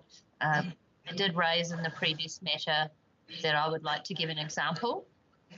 The example that I have from the Te Huku Community Board is the approval of a parklet in Monganui, and from the Community Board, and there was no formal process in order to make that a reality for that community member, and still has not been formalised, in my view, due to lack of policy direction and lack of internal processes. Please can staff comment on that, and if I need to, I'll move a formal amendment to address those two matters. At present, as you quite correctly point out, the matter of parklets wasn't addressed, and so it's not prohibited by the road use bylaw. Of course, there are many activities which will be permitted on roads. Some activities on roads, such as events, for example, are managed by NTA through the CAR process, and you know, there are processes by which people can seek council approval for activities on roads that are not necessarily specified in the road use bylaw. So that may be one avenue. We'll probably need to seek some technical advice on how we would best do that. Yes, so, and the other matter about paper roads. So yes, indeed, we've used the definition of roads from the Land Transport Act to write the road use bylaw. It is a very broad definition of road in the Land Transport Act. For example, it includes beaches as well as paper roads, and that leads to both. It enables council to regulate activities, but also leads to these complications about what it actually, you know, how far do we reach with these rules. I'm wondering if there is a specific example of where this might. You mentioned the example of trees, for example, on a paper road. I'm not sure that that would be in breach of the road use bylaw in any way. Yeah, I'm just trying to think of a concrete example that we could seek advice on for the paper roads. Oh, I think it's mainly around the formation and use of paper roads. There's no formal process for that set out in policy that I'm aware of. Further to that, if there were trees that were not planted on a bend to obscure visual or to create a visual obstruction, then someone might plant the whole of the road reserve in trees. And then if someone wanted to form the road for its gazetted purpose, access, it had a whole heap of trees planted in its way. I'm not sure that this bylaw in its current wording addresses that whatsoever. I'm not sure that this bylaw was written with that in mind and was intended with that purpose. I believe that activities on the road reserve are also controlled just in general under the Local Government Act. The 1974 Local Government Act. So council can have things removed from the road reserve where they're causing, where in the opinion of the council they're causing a problem. So for example, trees have been planted on the road reserve could be removed just under that act. It doesn't need to be in the road use bylaw. Madam Chair, at this point, I'm just really keen to move this forward. I'm mindful we've got an hour left and we've still got 8 items on our agenda. So in the interest of moving forward, have you got some formal amendments that you were wanting to put on the table at this point? Thank you, Madam Chair. I'm just bringing up the amendment here because this is asking to approve the recommendations and therefore to enact the bylaw, is my understanding. So in order to ensure that the definition of paper roads and the scope of the bylaw is covered, I'd like to move an amendment to include the definition of a paper road and how that aligns with this bylaw and its intent, and include a definition of a parklet and how the process of creating a parklet is covered by the bylaw. Councillor Boyd, can you please put the wording in the chat? I'm just going to turn to Darren. I'm a bit concerned that we might be stepping outside of our legal parameters at this point, so I'm just looking for some confidence that we are. I would suggest that road is all encompassing. There's a narrative at the bottom of the definition which quite clearly sets out, and I would be at angst to suggest that we're adding something to legislation without the appropriate advice. The definition of road is set out in legislation for me is very clear, and it is all encompassing. The advice is that we are comfortable that that's been captured in the bylaw. Correct. To this point. There And in is terms of the parklets, There is also just the matter to raise that part of this bylaw is picking up on the traffic control provisions of the parking and traffic control bylaw, which is revoking in June. This bylaw is also on the tight deadline, and if we introduce something entirely new to it, we may have to go back out for public consultation, which would cause this bylaw to miss that deadline. so what is the avenue for us to address parklets? Is that more suited in placemaking policies? I suggest. Yeah, I would suggest that as opposed to this bylaw. Councillor Boyd, have you popped your amendments in there? And you can call for a seconder at this point. We've had technical advice on both of them.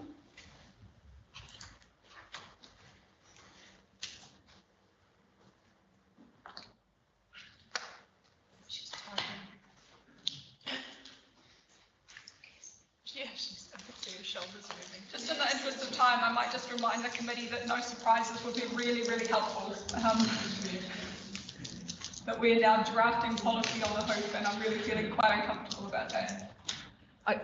May I just also, I could just reiterate that this bylaw won't prevent parklets, and we could see, there is certainly an ability to seek council approval for an activity on a road such as a parklet. So, this isn't going to prevent parklets happening, and bring that up more proactively in the placemaking.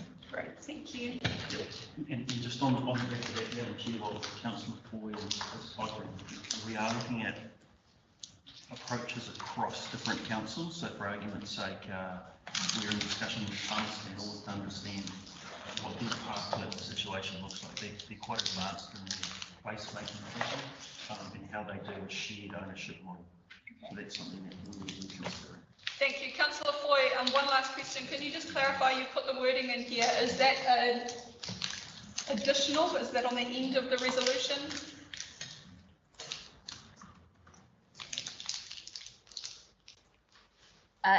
Yes, it'll be a separate part, so a separate matter to the existing resolution. I'm not sure the letter. F would be the letter.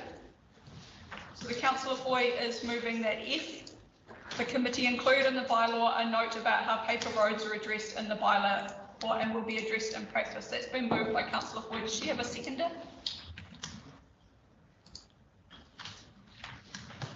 Councillor Foy, that's failed to attract a seconder, so I'm going to have to let it fly, unfortunately. Thank you for that, and I look forward to hearing how your conversations around placemaking progress. It's a really valid conversation that we need to be having, but I agree there are better mechanisms to address that. So coming back to item 5.4, road use bylaw recommendations for a new bylaw. We've had 3 speakers. Do I have any further comments? Member Ward. Thank you, Madam Chair, and I'll try to be as brief as I can. I have 3 queries, Kirsten, please. I just on areas that we as a board have been having issues with. The first one is buskers in relation to the road use bylaw, in the sense that we have parks and grassed areas that are not designated as reserves, and issues tend to arise on weekends and public holidays and busy times, and turn out to be civil issues, and the police turn around and point the finger at council. And so I couldn't find in here where buskers were addressed on areas. There is, just get to the right. A little print. So we do have in clause was clause 18, now clause 16. Activities that may impede or obstruct road users and who must not perform, sing, play musical instruments, preach, lecture or exhibit on the road in a way that impedes, prevents or obstructs access or in a way that creates a nuisance. So there is a mechanism for if there is a complaint prompted for busking, if they have caused a complaint, there is a mechanism for enforcement available to us in this bylaw. So can you refer me to that page, sorry? It is, now, it's on, I haven't got the page 16, it's okay. It's clause 16 of the completed bylaw. So even in the numbering is complicated with this because of the two lots of changes. Yeah. So it is able to, thank you. That's my first question. My second question, I couldn't find a category to put under. I found animals, but it was in relation to bees. We have an increased number of beekeepers travelling throughout the district on a regular basis, and they come and park in our urban areas, in our designated car parks, and often leave their vehicles for hours, creating huge problems. The latest one I can recall was actually like a primary school, and these are, it's just an area that fell into no man's land, so I just wondered where that was addressed in here, because it is quite a difficult one to move on if they park legally for the length of time and space as a vehicle that they, and it's quite a hazard and a danger. So that was just what I wanted to bring to your attention. Animals, but not insects. That is not addressed in this bylaw. We do have an animals bylaw in the upcoming work programme, which may be better suited to address that. Yes, yeah. Briar is nodding. Yes. And my final one, Madam Chair, was just in relation to street furniture that doesn't belong to us, that doesn't fall within the alfresco dining boundaries, that retailers or whoever put out on the footpath in the legal road area in the way of chairs and tables, that actually is to attract people to sit and eat and drink. I found also fell into a grey area, and maybe it could be looked at in another vein in relation to fees and charges for regular offenders, because it's not something that we actually either have any way of regulating and monitoring. They were just the three things I found omitted from the policy. Thank you. Great points, and I'm impressed that you managed to read right through that bylaw. Member Ward, chocolate fish for you. I think the best thing available at present would be in the 1976 LGA, where there is structures on roads and on the roadway can be removed if they are causing a nuisance in the opinion of the council, but we could definitely do some more strategic work around that placemaking work. And they were not permanent structures I was referring to, that's what daily. Sorry. Thank you. Do I have any further questions or comments at this point? I did. No, we'll put it to the vote. We've got a recommendation in front of us, moved by Deputy Mayor Court, seconded by Councillor Stratford. All those in favour? Those against? No? Carried. Thank you, Kirsten. Thank you, Brian. Thank you, Rhoda, for your fantastic work in this space. 5.5. We're going to move into the supplementary agenda for our final decision-making report for today. So we have a report here in front of us, 5.5, endorsement of Kaipara District Council vaping remit for Zone 1 meeting 9th of May 2022. And just acknowledging Councillor Joyce Pucky for bringing this to our attention, and more importantly, also acknowledging the work that Carolyn has put in to get this report in front of us today. So the recommendation is that the Strategy and Policy Committee endorse the Kaipara District Council vaping remit 2022. Do I have a mover? Yes, Councillor Stratford, thank you. A seconder? Deputy Mayor Court, thank you. Darren, Carolyn? Thank you, Chair. I'll pass to Caroline. Great, thank you. Unbeknownst to me, we heard from the interested parties this morning. Sorry, I can't see the glasses, actually making it hard for me to see.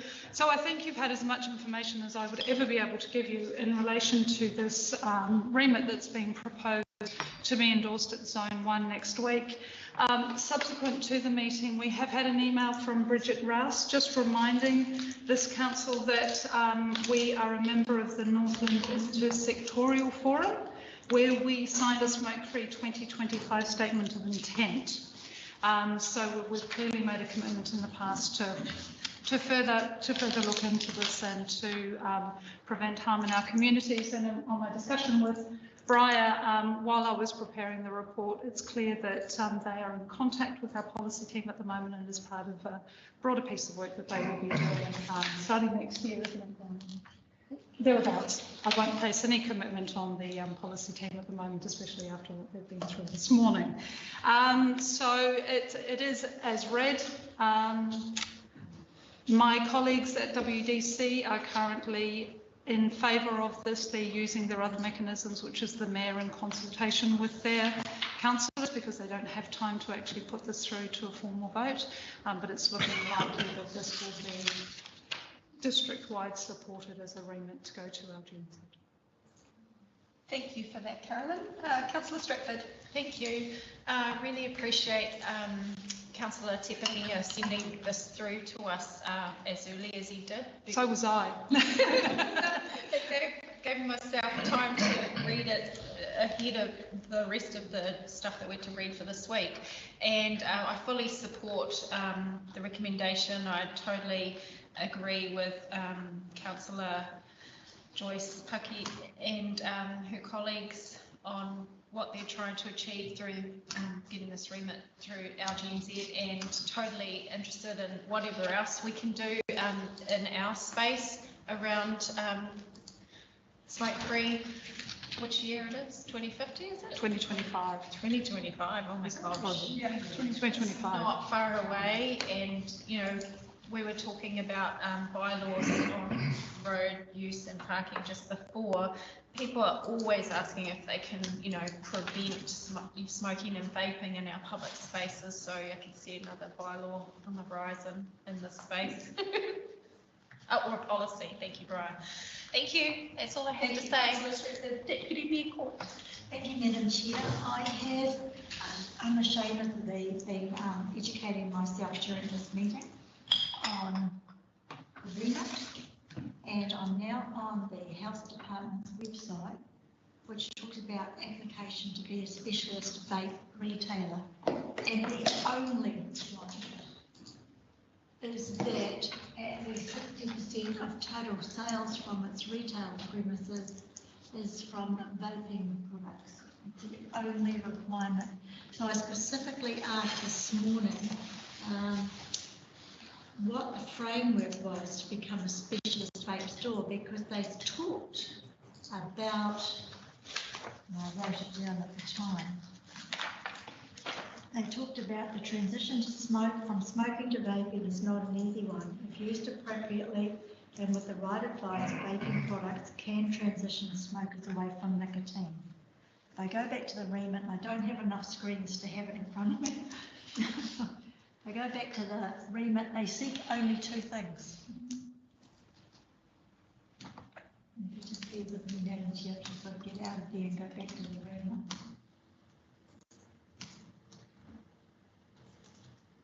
My point being that I don't think they've gone far enough. And we can't rewrite their remit for them, but we can provide feedback.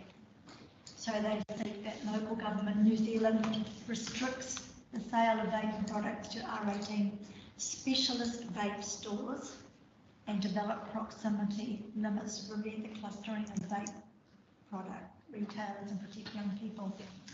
I think they actually need to go a step further. There's nothing in the Smoke-Free Act, which I've scanned while I've been sitting here, and there's nothing in the vaping legislation that actually says to be a specialty vaping store, you actually need to understand about the harm, you actually need to be able to give your customers good advice.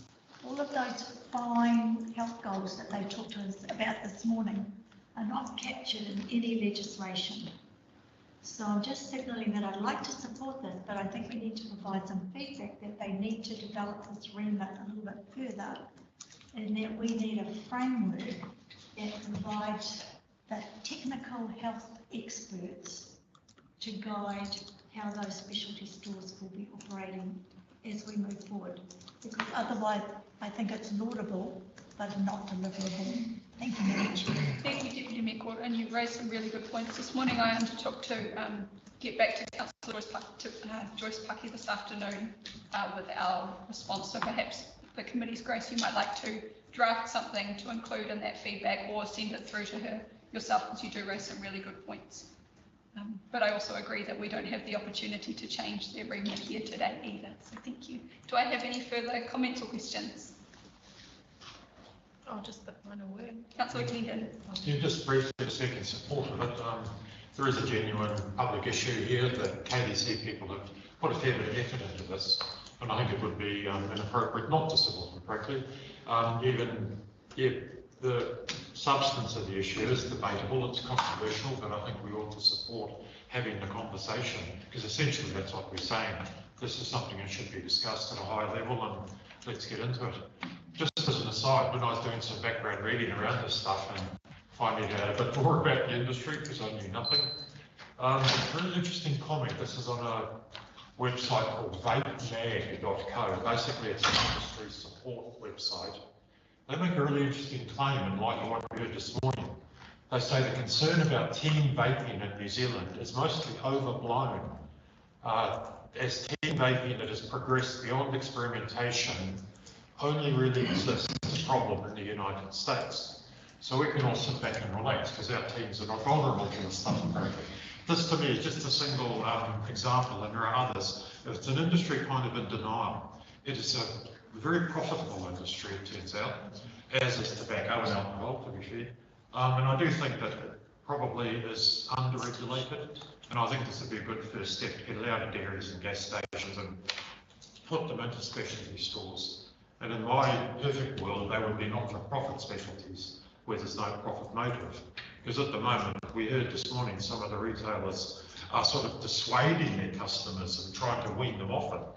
I find that hard to believe. You know, if I was selling baked beans, I wouldn't be trying to talk you out of buying and eating baked beans on a regular basis.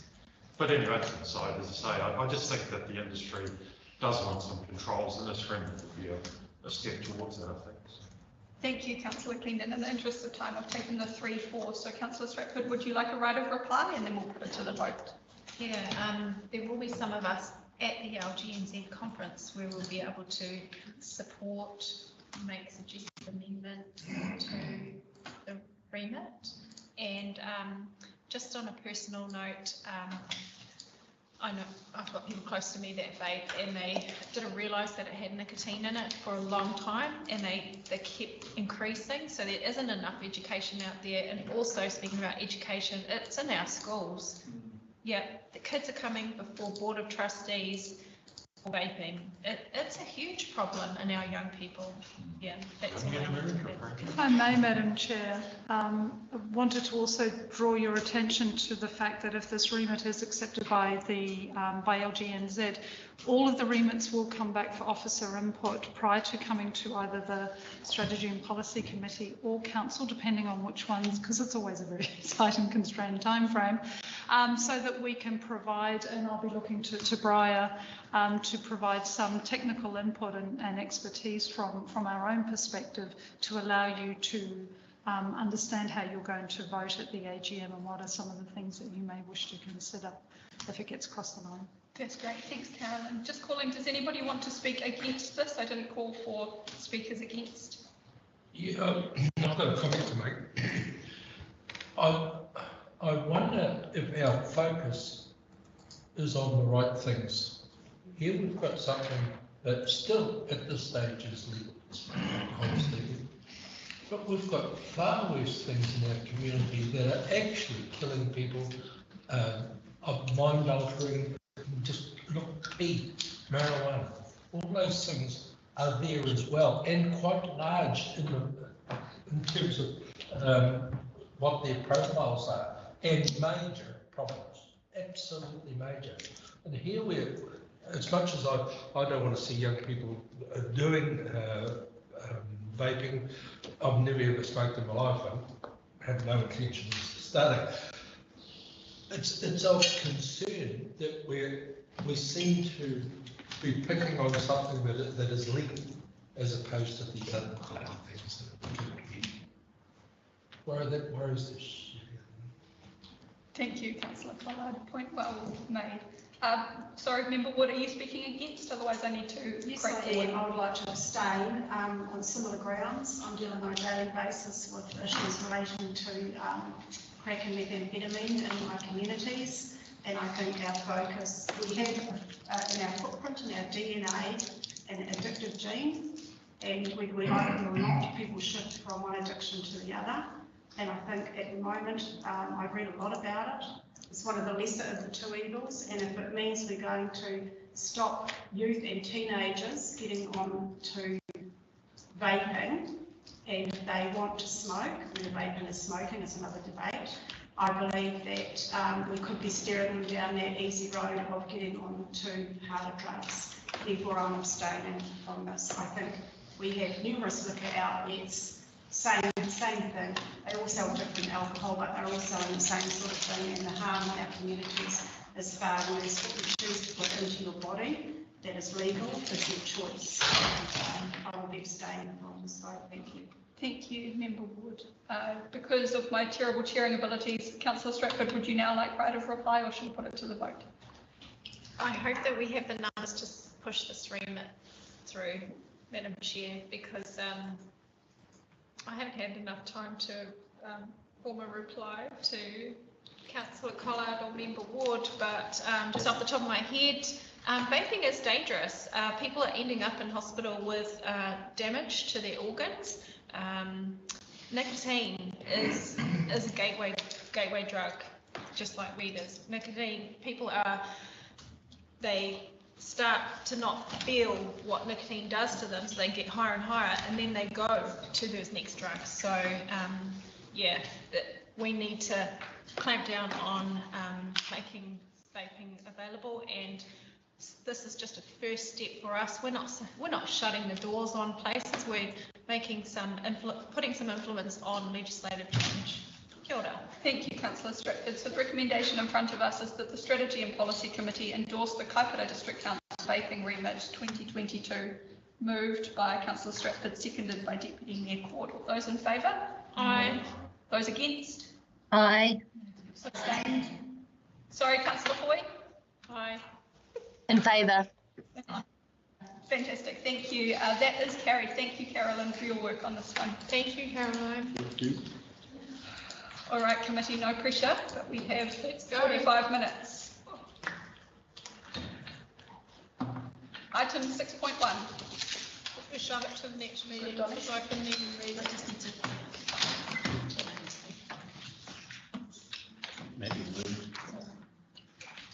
Just give a moment or 2 seconds to catch up.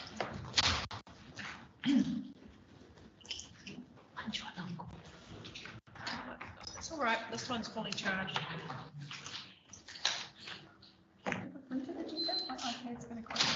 Oh, mine was very flat too. Mine was now crashed. I've got a charger you can use. No, it's just gone. Wheel of death. Here you go. Printed agenda. Thank you. It froze. Oh.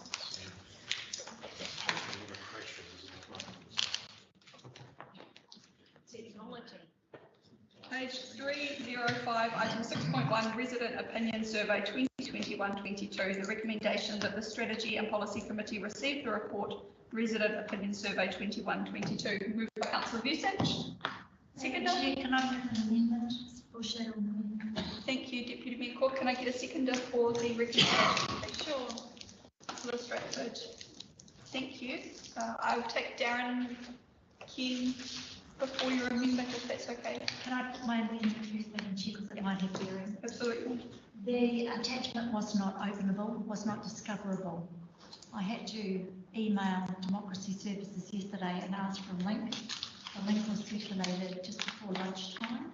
Most of these amendments were out in the field yesterday and did not get home till late last night. I have not had the opportunity to read the report. I would like to know if the item live on the table to the next committee meeting to give the amendments the opportunity to protest. Thank you, Deputy Mayor Court. You've moved an amendment. Can I get a seconder for that, please? I have to second because I couldn't, even with the second thing and the instructions, it just wouldn't work. Sorry. It downloaded, but I couldn't see them. Sorry, Councillor Stratford. Member Ward indicated that she would second. Okay. That's fine. On that, we now have an amendment on the table that the item be left lie on the table, moved and seconded. Do I have any comment on that before I put it to the vote? No? Fantastic. We'll put it to the vote that the Strategy and Policy Committee leave the report to lie on the table to the next meeting. Aye. Fantastic. Thank you. All in favour? Aye. Those against? No? Carried. Thank you. Gave my iPad time to catch up. Item 6.2, Strategic Planning and Policy Business Quarterly, January to March 2022 update. The recommendation in front of us, I'm happy to move that we receive. Do I have a seconder, please? Thank you, Councillor Busich. Darren, the floor is yours. Thank you, Madam Chair. If I could just make comment on some highlights about the work program that we're working through, the breadth and the depth of the work. It's still really amazing what do we get through with such a small number of people.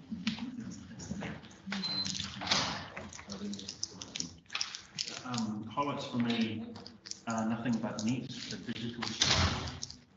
Tom Frost is, for my view, leading edge in the digital strategy in promoting affordability and ensuring that we have equitable, I think, access to digital across the district. There's nothing but net strategy in the work program has been put forward as the recent forthcoming LG Awards, and we will know later this month if we're successful in being acknowledged as a finalist. Tom is leading regionally and nationally in the digital space, and the connections that he brings with him through Spark is really, really privileged and valuable for us. We are starting into discussions with Starlink to look at what opportunities look like there in enablement for the district. No one else is looking at that, and there will be further discussions with NGIE to understand how we can leverage additional support in that space. So he's, I guess the term that Tom uses is disruptive in that space, but he's really, really forward thinking, which I like what he brings to the table. He's not a traditional thinker. So that for me is the highlight of the last quarter. This morning we've had some really good debate about bylaws. Our bylaw and policy, again, is this big stretch piece for us. It's about bringing back credibility to our council as to how we are keeping up to date on the policy and bylaw space, which for me, again, is really, really important. So those are probably the two main bits that I want to highlight. Normally I'll talk about the district plan, but there is a specific report here about the district plan, and then we'll do a workshop this afternoon that will delve further into what notification looks like for us. So I'm happy to take any questions. Thank you, Darren. Councillor Busich, you have your hand up. Yes, it's not so much a question, it's just a note. Look, I'm pleased about the nothing but net what they're doing. I think there's plenty of room for extending into additional services to actually help with wireless connections at various points. But when a resident less than 1.8 k's out of Kaiko says he can't get fibre and he can't get even cell phone reception that's reliable, you've got to think, well, are we really being served? And if you look at the cycle lane, there's been incidents there of well, lucky there were locals that were managed to be called and they can use a phone, and there was no reception anywhere. So I think there's still a lot of work to do, and I'm just wondering if the telcos would consider pooling their resources so that there can be shared towers all through it, just so we can get the coverage, or doing things like that, whatever is required. I know Starlink is pushing ahead, and I guess the chair might want to comment on how reliable that is, but I do think we need to, there's still got a lot of work to do, especially in our remote areas. Thank you. Thank you, Councillor Busich. Do I have any further comments, questions? I just poke the borax, Madam Chair. Always. I think I'm the only person in this room that doesn't have fibre. And I have observed all the way through remote working that I seem to have better connectivity than all of you. So I'm not sure if you're all putting your eggs in the wrong basket. That's my input. Warwick's well folks deputy in their court. No further questions or comments? Darren, just to thank you for another fantastically robust but clear-cut report. It's really good to see. Love the pie graphs, love the colour, love the fact that it's really easy to understand. So thank you for the continuous mahi. And I think we've got an update about nothing but net coming to our next committee meeting, hey? So Councillor Vucic, that will give you the opportunity to raise those well-meaning points there. But on that, we have a resolution in front of us to accept the report, moved by myself, seconded by Councillor Vucic. All in favour? Those against? No? Carried. Thank you. Item 6.3, Natural and Built Environments Act, further feedback to the Ministry for the Environment.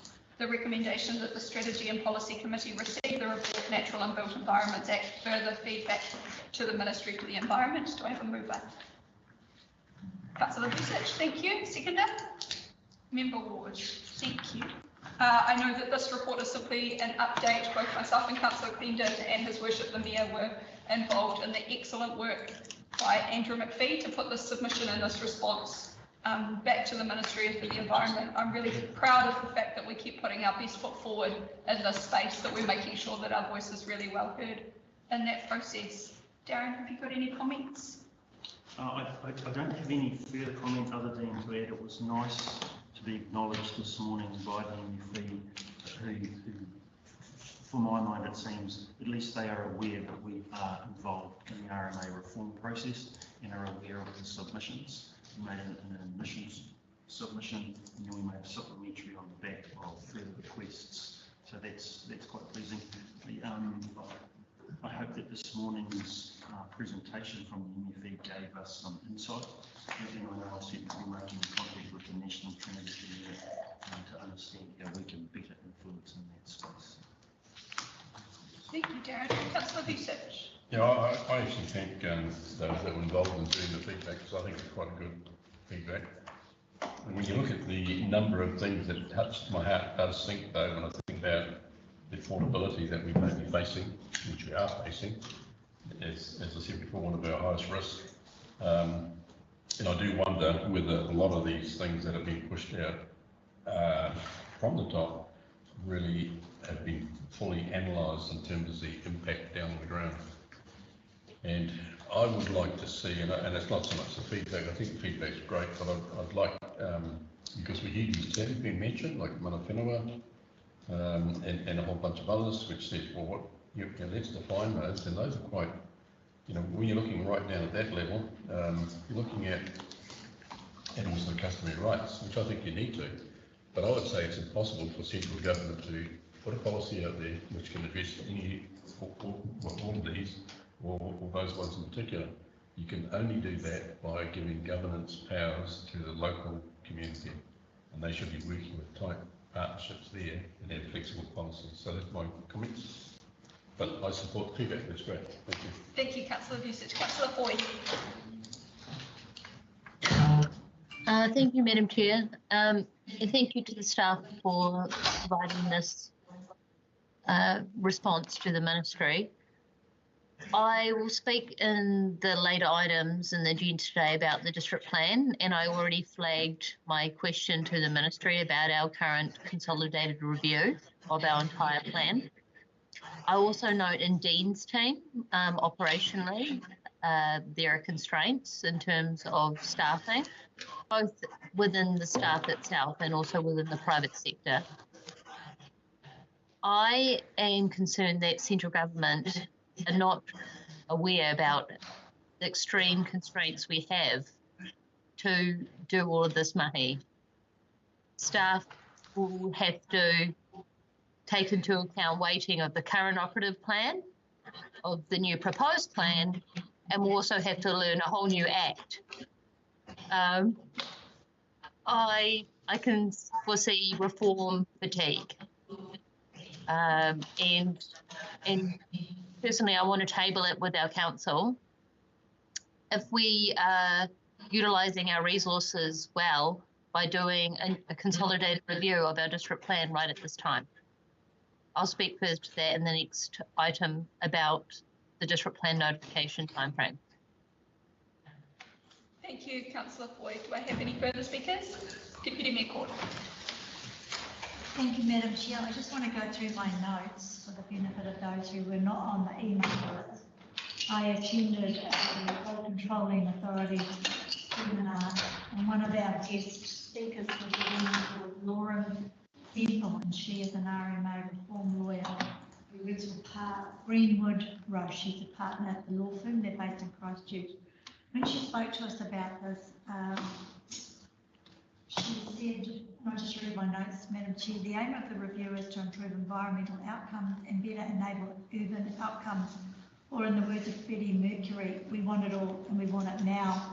The current RMA works on a consent by consent basis, and this has caused a lot of anxiety, but the Act is not the problem. Calls for a national direction are fine, but we do not have one. We have our own district and regional plans which identify our local and regional priorities, so we already have the tools. Reform will be only as good as what we feed into it. If we only put in place the structure without having hard conversations, then the process won't work. If we suggest, for example, that we can build roads or electricity systems without creating an environmental footprint, then we are failing. Everything has an impact. And if we do not recognise that, we are doomed to failure. We may tread lightly, but we still tread, and that one really resonated with me. She talks a lot about slippage, so I'll skip all past that, and partial exposure of the bill. Really hard conversations are controversial and will inevitably draw adverse public response. Prioritising one outcome over the other is a problem. We need to draw a line in the sand in some instances. She talked about a hydroelectric power scheme which would address the effects of climate change emissions on the one hand, and then talked about the degree of difficulty of getting that over the line in the RMA in the other. So she said those conversations are not joining up. We need to have trade-offs, and we need to have a conversation about what those trade-offs are. And her final comment was the Minister for the Environment Cabinet said, note that should there be any doubt about which outcomes are to prevail in the event they come into conflict, this will be reconciled and clarified through the National Planning Framework or in the absence of such direction through the Natural and Built Environment Plans. She was very, very clear in her commentary that there's a lot happening in this space. And the unintended consequences have not been considered. I just wanted to share that with my colleagues. Thank you, Madam Chair. Thank you, Deputy Mayor. Do I have any further questions or comments? No? Recommendation in front of us that the Strategy and Policy Committee receive the report Natural and Built Environment Act, further feedback to the Ministry for the Environment. Moved and seconded. All in favour? Aye. Those against? No? Carried. Thank you. Item 6.4, mana whakahonoa rohi iwi participation agreement with the Te Runanga of iwi o Ngāpui. That the Strategy and Committee receive the report mana whakahonoa rohi iwi participation arrangement with Te Runanga iwi o Ngāpui. Mover, please. Yes, Councillor Stratford, I'm happy to second. Thank you, Madam Chair. And Greg Wilson is here with us today, so by way of introduction, late last year, after discussions with the CEO of Te Runanga a formal approach was made to engage in Ngāpuhi. In line with the RMA, we've entered those discussions in good faith. We have found that that has been well received. We're currently drafting a plan by mutual agreement, again, which is working really, really well. And on the back of the reforms and recent submission of the plan, it's clear to suggest that whakahonoa arohi and mana whenua partnership or agreement relationships will continue in the new reform space. So really pleased that we are able to start working in this strategic direction with our biggest team. Greg, is there anything that you would like to No, it's just a very important piece of work that we're growing the knowledge and awareness throughout council, because it is a game changer, if you like, with respect to how we create relationships and improve our processes with resource management.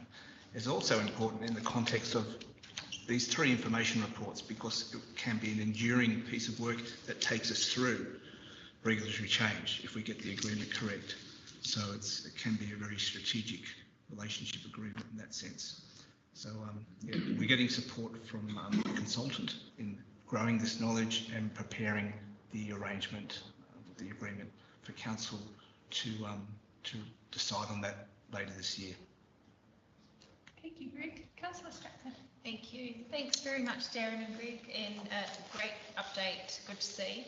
I just have two points that I'm sure everyone's aware of, but so the agreement will apply to Ngāpuhi being mana whenua, but it's important to remember that they do not have the tino rangatiratanga status over all the lands. Hapu do, mostly, and so I had a look at a number of he mana whakahono arohe agreements across the country that are in place, and they don't capture that in those.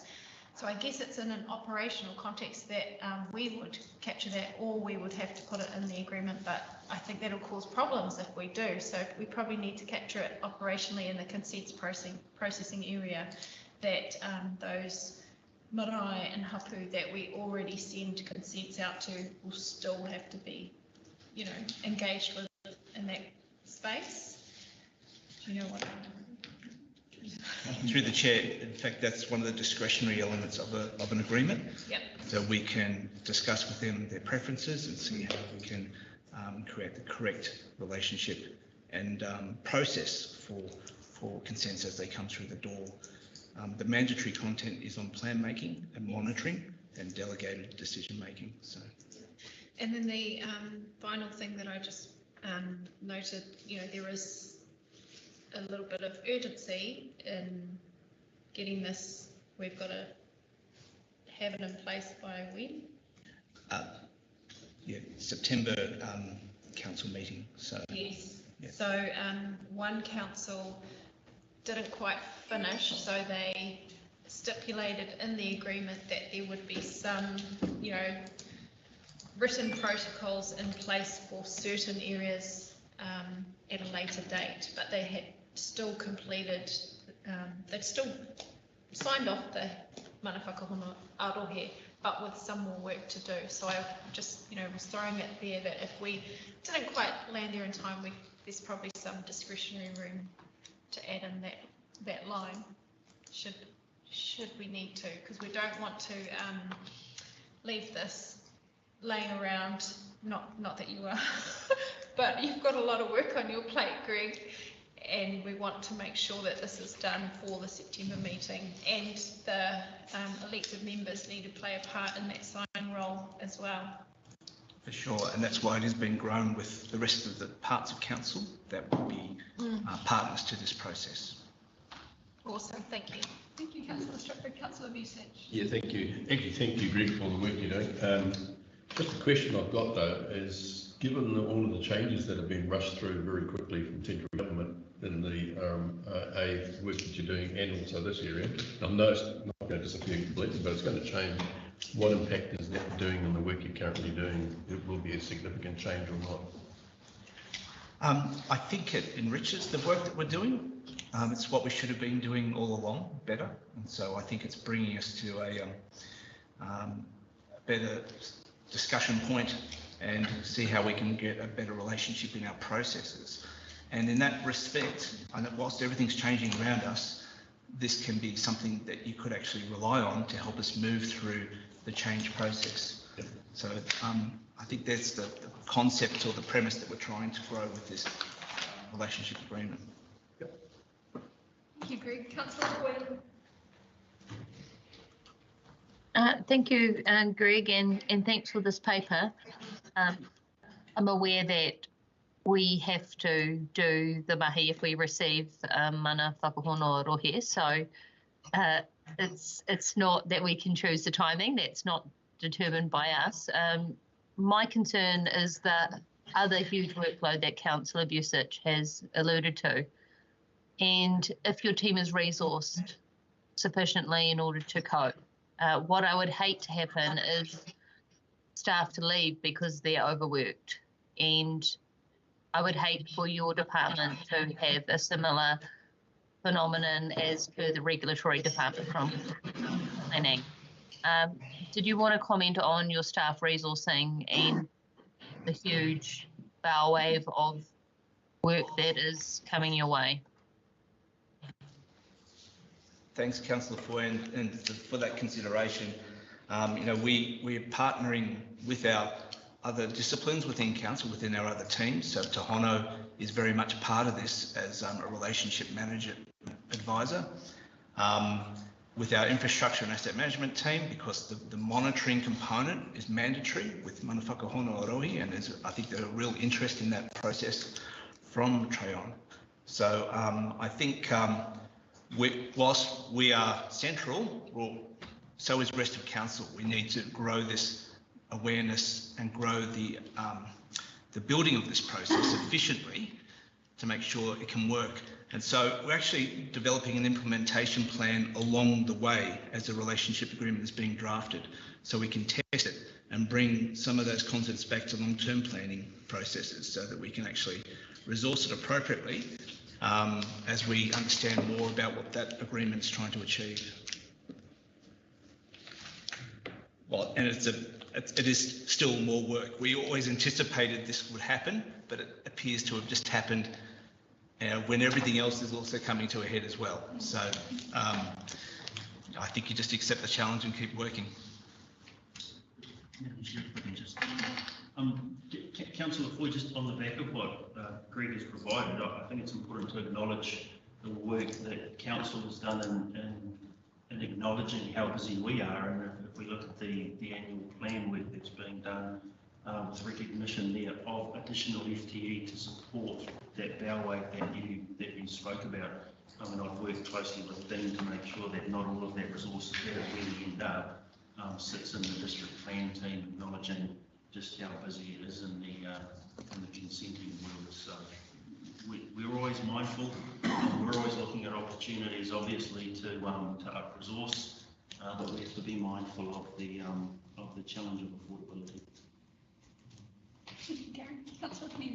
Just briefly, in terms of the time, and I think it's worth noting that the statute, whatever, allows for an 18-month process. The parties in this case have agreed to try and get it done in less than a year, and I think that's a display of goodwill on both sides. I think it's a good thing, so well done. And it seems from your comment that you are confident, or at this stage anyway, all being well, that we'll be signing this off in September, which would be, well, 13 months after the initial approach from Napu, so well done. It's a broad church bringing this together, so pass it on. Fantastic. Thank you, Greg. Thanks for this report and for working so hard and building this really important relationship. You're absolutely right. It's a step in the right direction and a well-needed step in the right direction. So it's really exciting times. Thank you for negotiating that conversation on our behalf. On that note, we've got a recommendation in front of us, moved and seconded. All in favour? Aye. Those against? No? Carried. Thank you, Greg.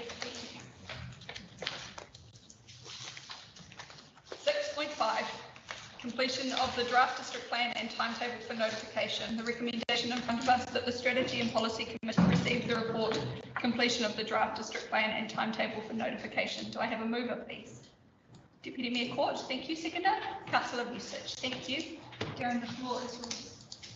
Madam Chair, just before we get into this report, I'm not sure whether the electronic copies are the same as my printed copy, but on page 353 we have points 6 and 7 that appear to have been duplicated, but the wording has been amended in the second one, or the first one. And I just point to where it says several iwi, and then on August 21st, and the following paragraphs is identical, other than it says a number rather than several, and then in August 21st. And then paragraph 8 says a number. So can we have consistency with the number of several? And can we please delete either 6 or 7, which would make 8 and 9? 7 and 8. Thank you. Thank you, Member Ward. Another chocolate fish today. Good Yeah, spotting. got some out. Darren. Thank you, Madam Chair.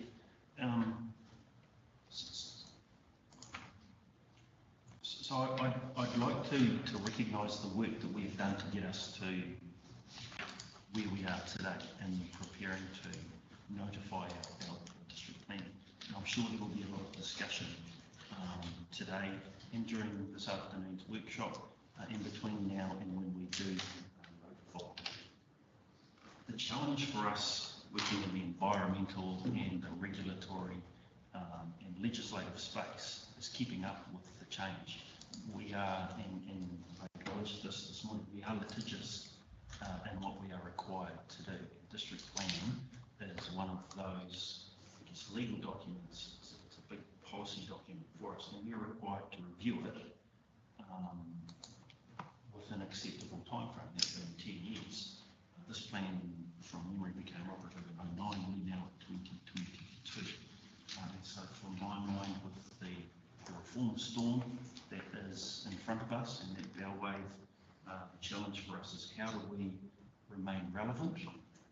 Picking up from the comments made this morning from the Ministry for the Environment, is that the shift to regional plans, does that mean marginalising district plans? And if that is the case, this is your last opportunity to really drive what it is that you want this district to be able to do, as we may become part of a regional process in relation to planning. And that sits outside all of the other pieces of reform that are going. So I noticed that Greg has ducked away from the podium, so I'll invite him back in.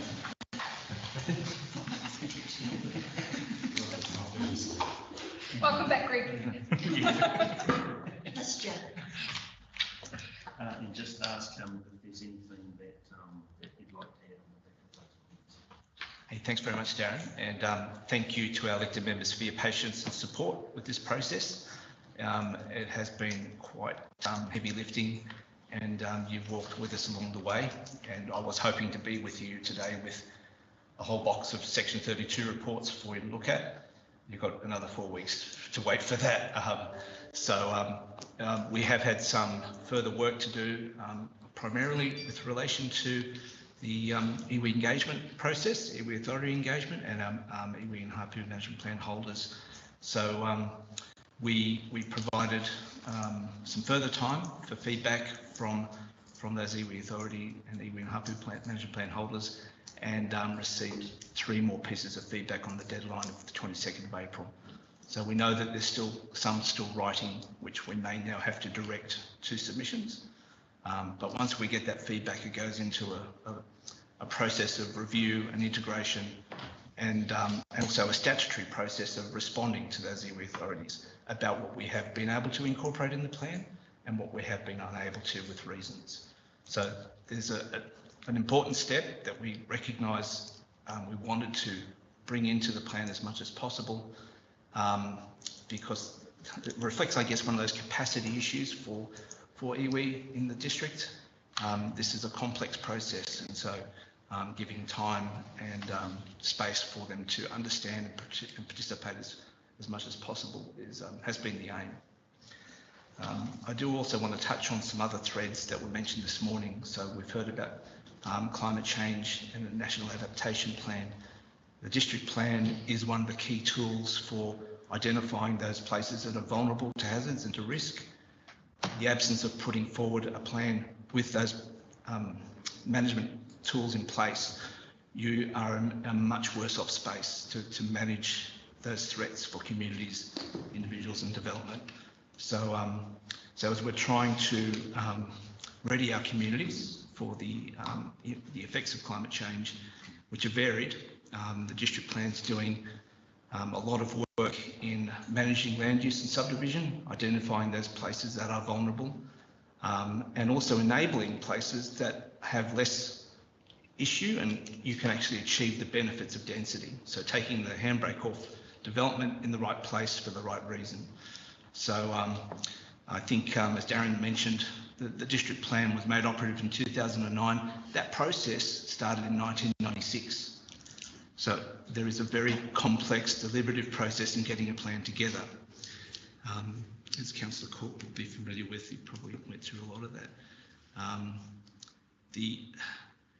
This process is also, it's not the flag drops and there's new legislation.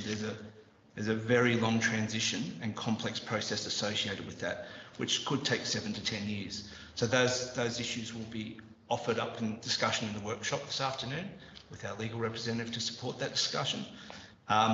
So transition would mean if the plan weren't notified within this calendar year, people who wish to submit on the plan or achieve different outcomes for land use and subdivision would not have had a chance to do so for 15 plus years. And so they haven't had that ability to chip in and participate.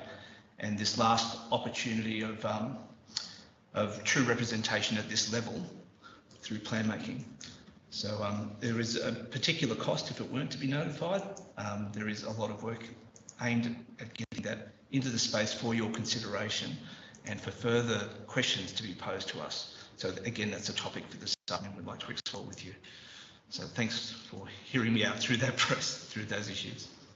Thanks, Greg. And just before I go to Deputy Mayor Court, I just want to acknowledge, I know that when you say that you would have liked to have been standing here with your stack of Section 32s, I really want to acknowledge that I'm sure that decision didn't come easily. I saw the pain in your face when you told us we were going to have to push it out to June, and I really just want to recognise that that good things don't come easily. So thank you for making those uncomfortable decisions. Deputy Mayor Court. One question, Madam Chair. Before I get to that, I was here in '96 and worked through the plan that we have now. And we're really, really lucky that we've got a lot of historical knowledge standing right in front of us. And you're a wonderful asset. So thank you very much for all the work that you're doing in this place. And I feel for you because I feel at the moment, no matter how fast of our planning team get ahead of the game in this district plan space, you're still on the Titanic and you're still sinking because the legislation is changing so rapidly that how do you get ahead of that game? And so my question is, on Monday morning I turned on the TV and they were talking about the release of the new climate change information. And they're saying it's happening a lot faster than we thought and the implications are coming sooner than we thought. And they were talking about as early as 2030, which is not that far away. You guys won't have had the opportunity yet to review that data, I'm sure, or consider how that data is captured in our district plan. Is that a fair assumption?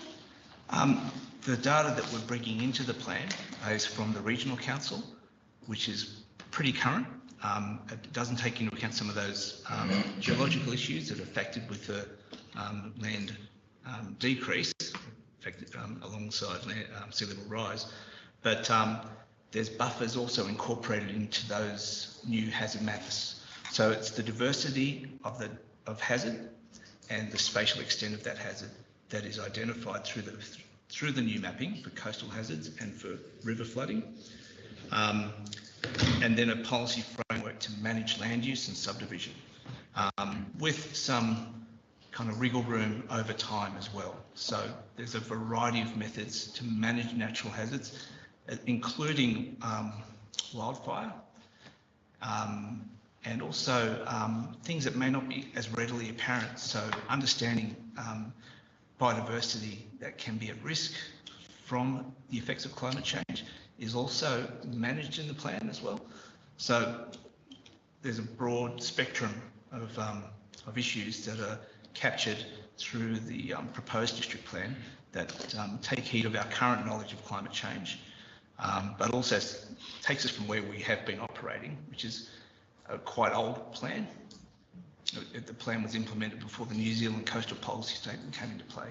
So we have a lot of catching up to do. The plan is also representative of a new digital planning framework that KIPRA are also using the same framework and are seeking to notify this calendar year. So we'll be achieving, if we were to notify, we'll be achieving a regional shift in resource management that will make it much more able to transition to new regional planning processes. In fact, we could be one of those model places that they tap on the shoulder if we do it right. Thank you, Madam Chair. My question was, what's your degree of comfort that we've got this? And he's answered that, so thank you. Thank you, Deputy Mayor. Councillor Vucic and then Councillor Foy. Thank you, Greg, for the work you're doing, and a bit like Councillor Courtney, I'm good. I'll take my hat off you. But Darren, you picked up on something and said this may be our only opportunity to put what's in there, and so Greg, I would hope, and just you can comment on it, I would hope that what we're doing here is all good work and it's all based on local knowledge coming forward, that as we go into maybe whatever the new amalgamated scheme is, that it won't be lost. So I wouldn't mind you commenting on that. And I'm concerned that it will be, and again, given the complexity of what is occurring, you know, reiterate that the only way we can actually solve these is, again, as you know, when we're looking at preserving, you know, some of the heritage areas, the local people out towards, well, you know where it is, I won't say where it was, and they were saying you just needed to sit down and talk with us, and I understand it, and I'm just wondering if further centralisation means we won't be talking to the people on the ground, and you can't address some of those issues, and some of them are very local, like the Herald, which you made reference to, said, well, it's happening quicker than you think.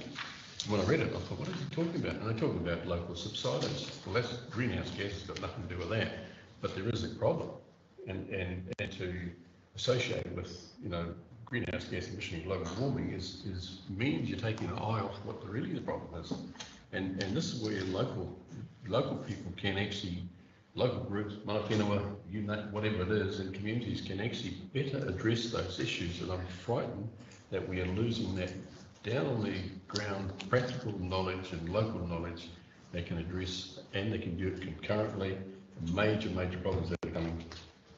So I don't know about all that you can revel, but I'm just hoping that some of the information can go forward and not get lost there, and that's what I'm concerned about. And is it going to be a complete redesigning the strategies and thinking, oh no, we know better now that we are a bigger organisation, and that's just not true. Through Madam Chair, there's some really good points that you made there, Councillor Vucic, and if I could suggest that, you know, we're performing our professional role as a planner, being objective and applying our role against the legislation. But this is just the next step in the process. It's a bit of a mode shift where we're now inviting our communities to give their submission. What is it that they accept, or what do they want to change in the plan, and what are the reasons for that? So we get a wealth of information. We have to remain objective in that process and then apply the legislation and make our recommendations for council to then ultimately be the decision maker. So going to the next stage is not the end point, it's actually the beginning of a different discussion, one that is a lot richer than the feedback that we've been receiving to date, which is important. And we still need to close the loop with some of those communities as well, because we're still landing some content based on the iwi authority feedback. So taking it to a notified stage invites that wealth of local knowledge, understanding, for us to then, you know, reasonably take change and recommend different approaches. Thank you. Just before I go to Felicity, Roger had his hand up. Yeah, just on that data that came out, was being published and was in the news, and projections for sea level rise in that time period. So from the New Zealand sea rise, the question was passed around my peers across Northland, and more importantly to the regional council, on whether they would take that on board and start building that into their flood mapping. So that question's open at the moment for discussion, whether we'll take that data from this, you know, this independent group that did this research. Great, thanks, Roger. Councillor Foy.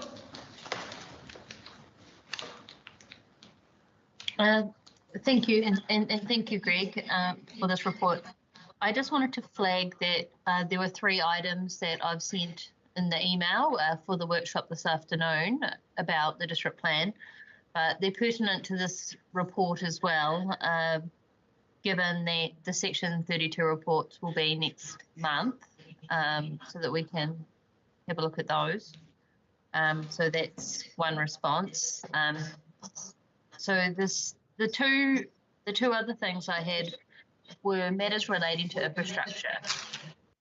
And, you know, Greg and his team have been doing a fantastic job working away to do this new district plan, which has been years in the making, and now, surprise, reform storm.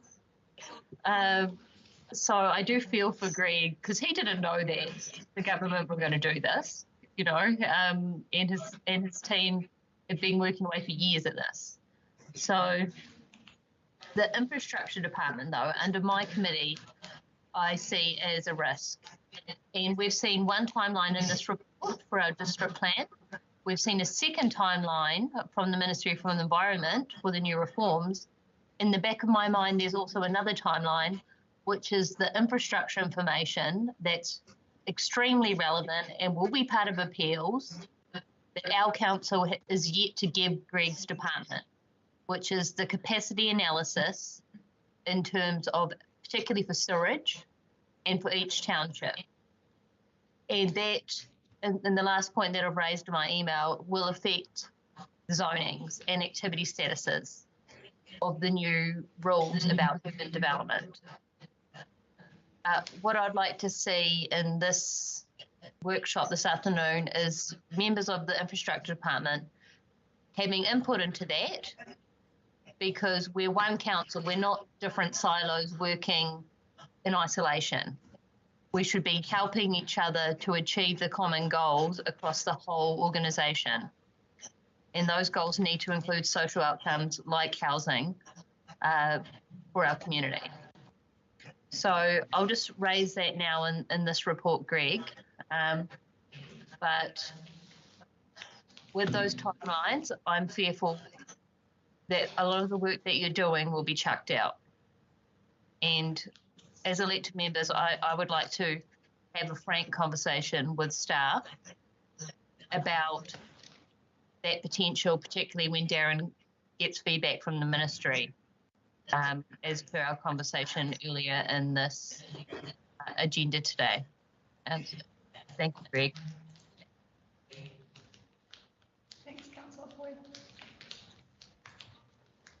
Through the chair, if I could just highlight that there has been some really good work happening between District Plan and the Infrastructure and Asset Management team, who have been looking at headroom capacity, modelling PIHER in particular to start with, so they can take in new data and inform our development infrastructure headroom equation. So if you like,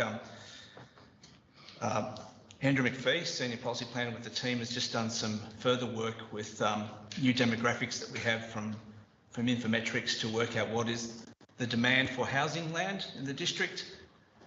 Our process is then to assemble what is the plan-enabled capacity to service that demand. The next part of that equation is getting the development infrastructure to service that plan-enabled capacity. So it's not a static situation, it's a dynamic situation, and there's work in progress to solve those equations. Some places are probably more demanding than others, but yeah, I'm confident that there'll be some solutions provided through submissions, hearings, etc. Thanks for that, Greg, and I know we've got a capacity report coming to your committee tomorrow as well, Felicity, so I'm sure we can have some more further, very much needed conversation in that space. Do I have any more questions or comments? Otherwise, we're going to put this one to the vote.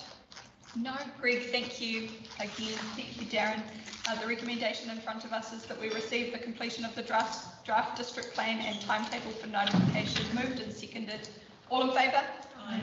Those against? No, carried. Thank you, and thank you for your patience, everybody. I know we've gone over time now, so we're just going to move on to our second to last report. 6.6 Biannual Sport Northland Report, 1st of July 2021 to 30th of December 21, moved by Councillor Vesich. I'll second it.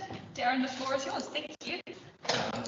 Thank you, Madam Chair. On the back of the presentation or discussion that we had with this morning, This for me is about reinvigorating the relationship that we have with Sport Northland and keeping you appraised of the work that is being conducted in the district and how we are managing contracts. So Cheryl Gavin has picked up this piece of work. She can't be with us today, just off looking at housing for the elderly to understand what that administration work looks like. So I do have an apology in relation to this paper. There is an attachment and it's been tabled and it's a hard copy of the report, and I appreciate that you won't have had an opportunity to read it. The high level summary is included in the report. I don't see any frustrations today. I think the big one for us is improving the relationship with Sport Northland. I have a really good working relationship with Estes, so I'm sure we'll move in the right direction. So I'm happy to take questions. Yeah, so Madam Chair, be quick. I didn't see that report, but look, I really do appreciate what Sports Northland's doing. If you consider the especially the youth, especially those in the areas where there's deprivation and issues, sports is well known to be a very key thing in terms of overall social well-being and health and various things. I would appreciate, and correct me if I'm wrong, I would appreciate in a report some stretch targets like well-being, and then have those indexed, as we've got that on us as well, to see them reporting on that and just how they're, how they're making those improvements. Thank you, Councillor. Who's actually Lord? Thank you, Madam Chair. Just a quick comment. My concern is around the events that and the flood events that we're seeing that were deferred or postponed as a result of COVID, and the changing conditions within those events, and the fact that we have been involved in some of the funding at council level and community board level, and we are not now fully aware of some of the activities because the shift from the red zone to the orange has actually meant it's enabled a lot more participants and a lot more to happen within those events. So it would be really helpful to actually get some dates on when they have been deferred to and when they have actually been postponed, and those that have been cancelled with the costs incurred and the lack of ability to refund funding is what I'm interested in the community board level is. Thank you. I'll read this. Thank you. There might be something in there, but it only goes to December, I know. Any further questions or comments? No. Dolly, just a point of note, is there any chance that we could have this included with the online agenda so that it's public information? Is there a way to be able to do that? Do we need to table it or anything? We can table it. I will do my best to attach it as an online attachment. Thank you. Councillor Stratford. I wasn't sure if I was going to be able to get into my notes. So if the committee councillors want to see any other form of reporting, just email it through so I can pass it on to Anna. When I read the report, if you haven't had a chance, I'll email through what I was going to say because everyone's hungry and tired. Thank you, Councillor Stratford. So the recommendation has been moved and seconded. All those in favour? Aye. Those against? No. Carried. See the discomfort in some people. Thank you, Councillor Stratford.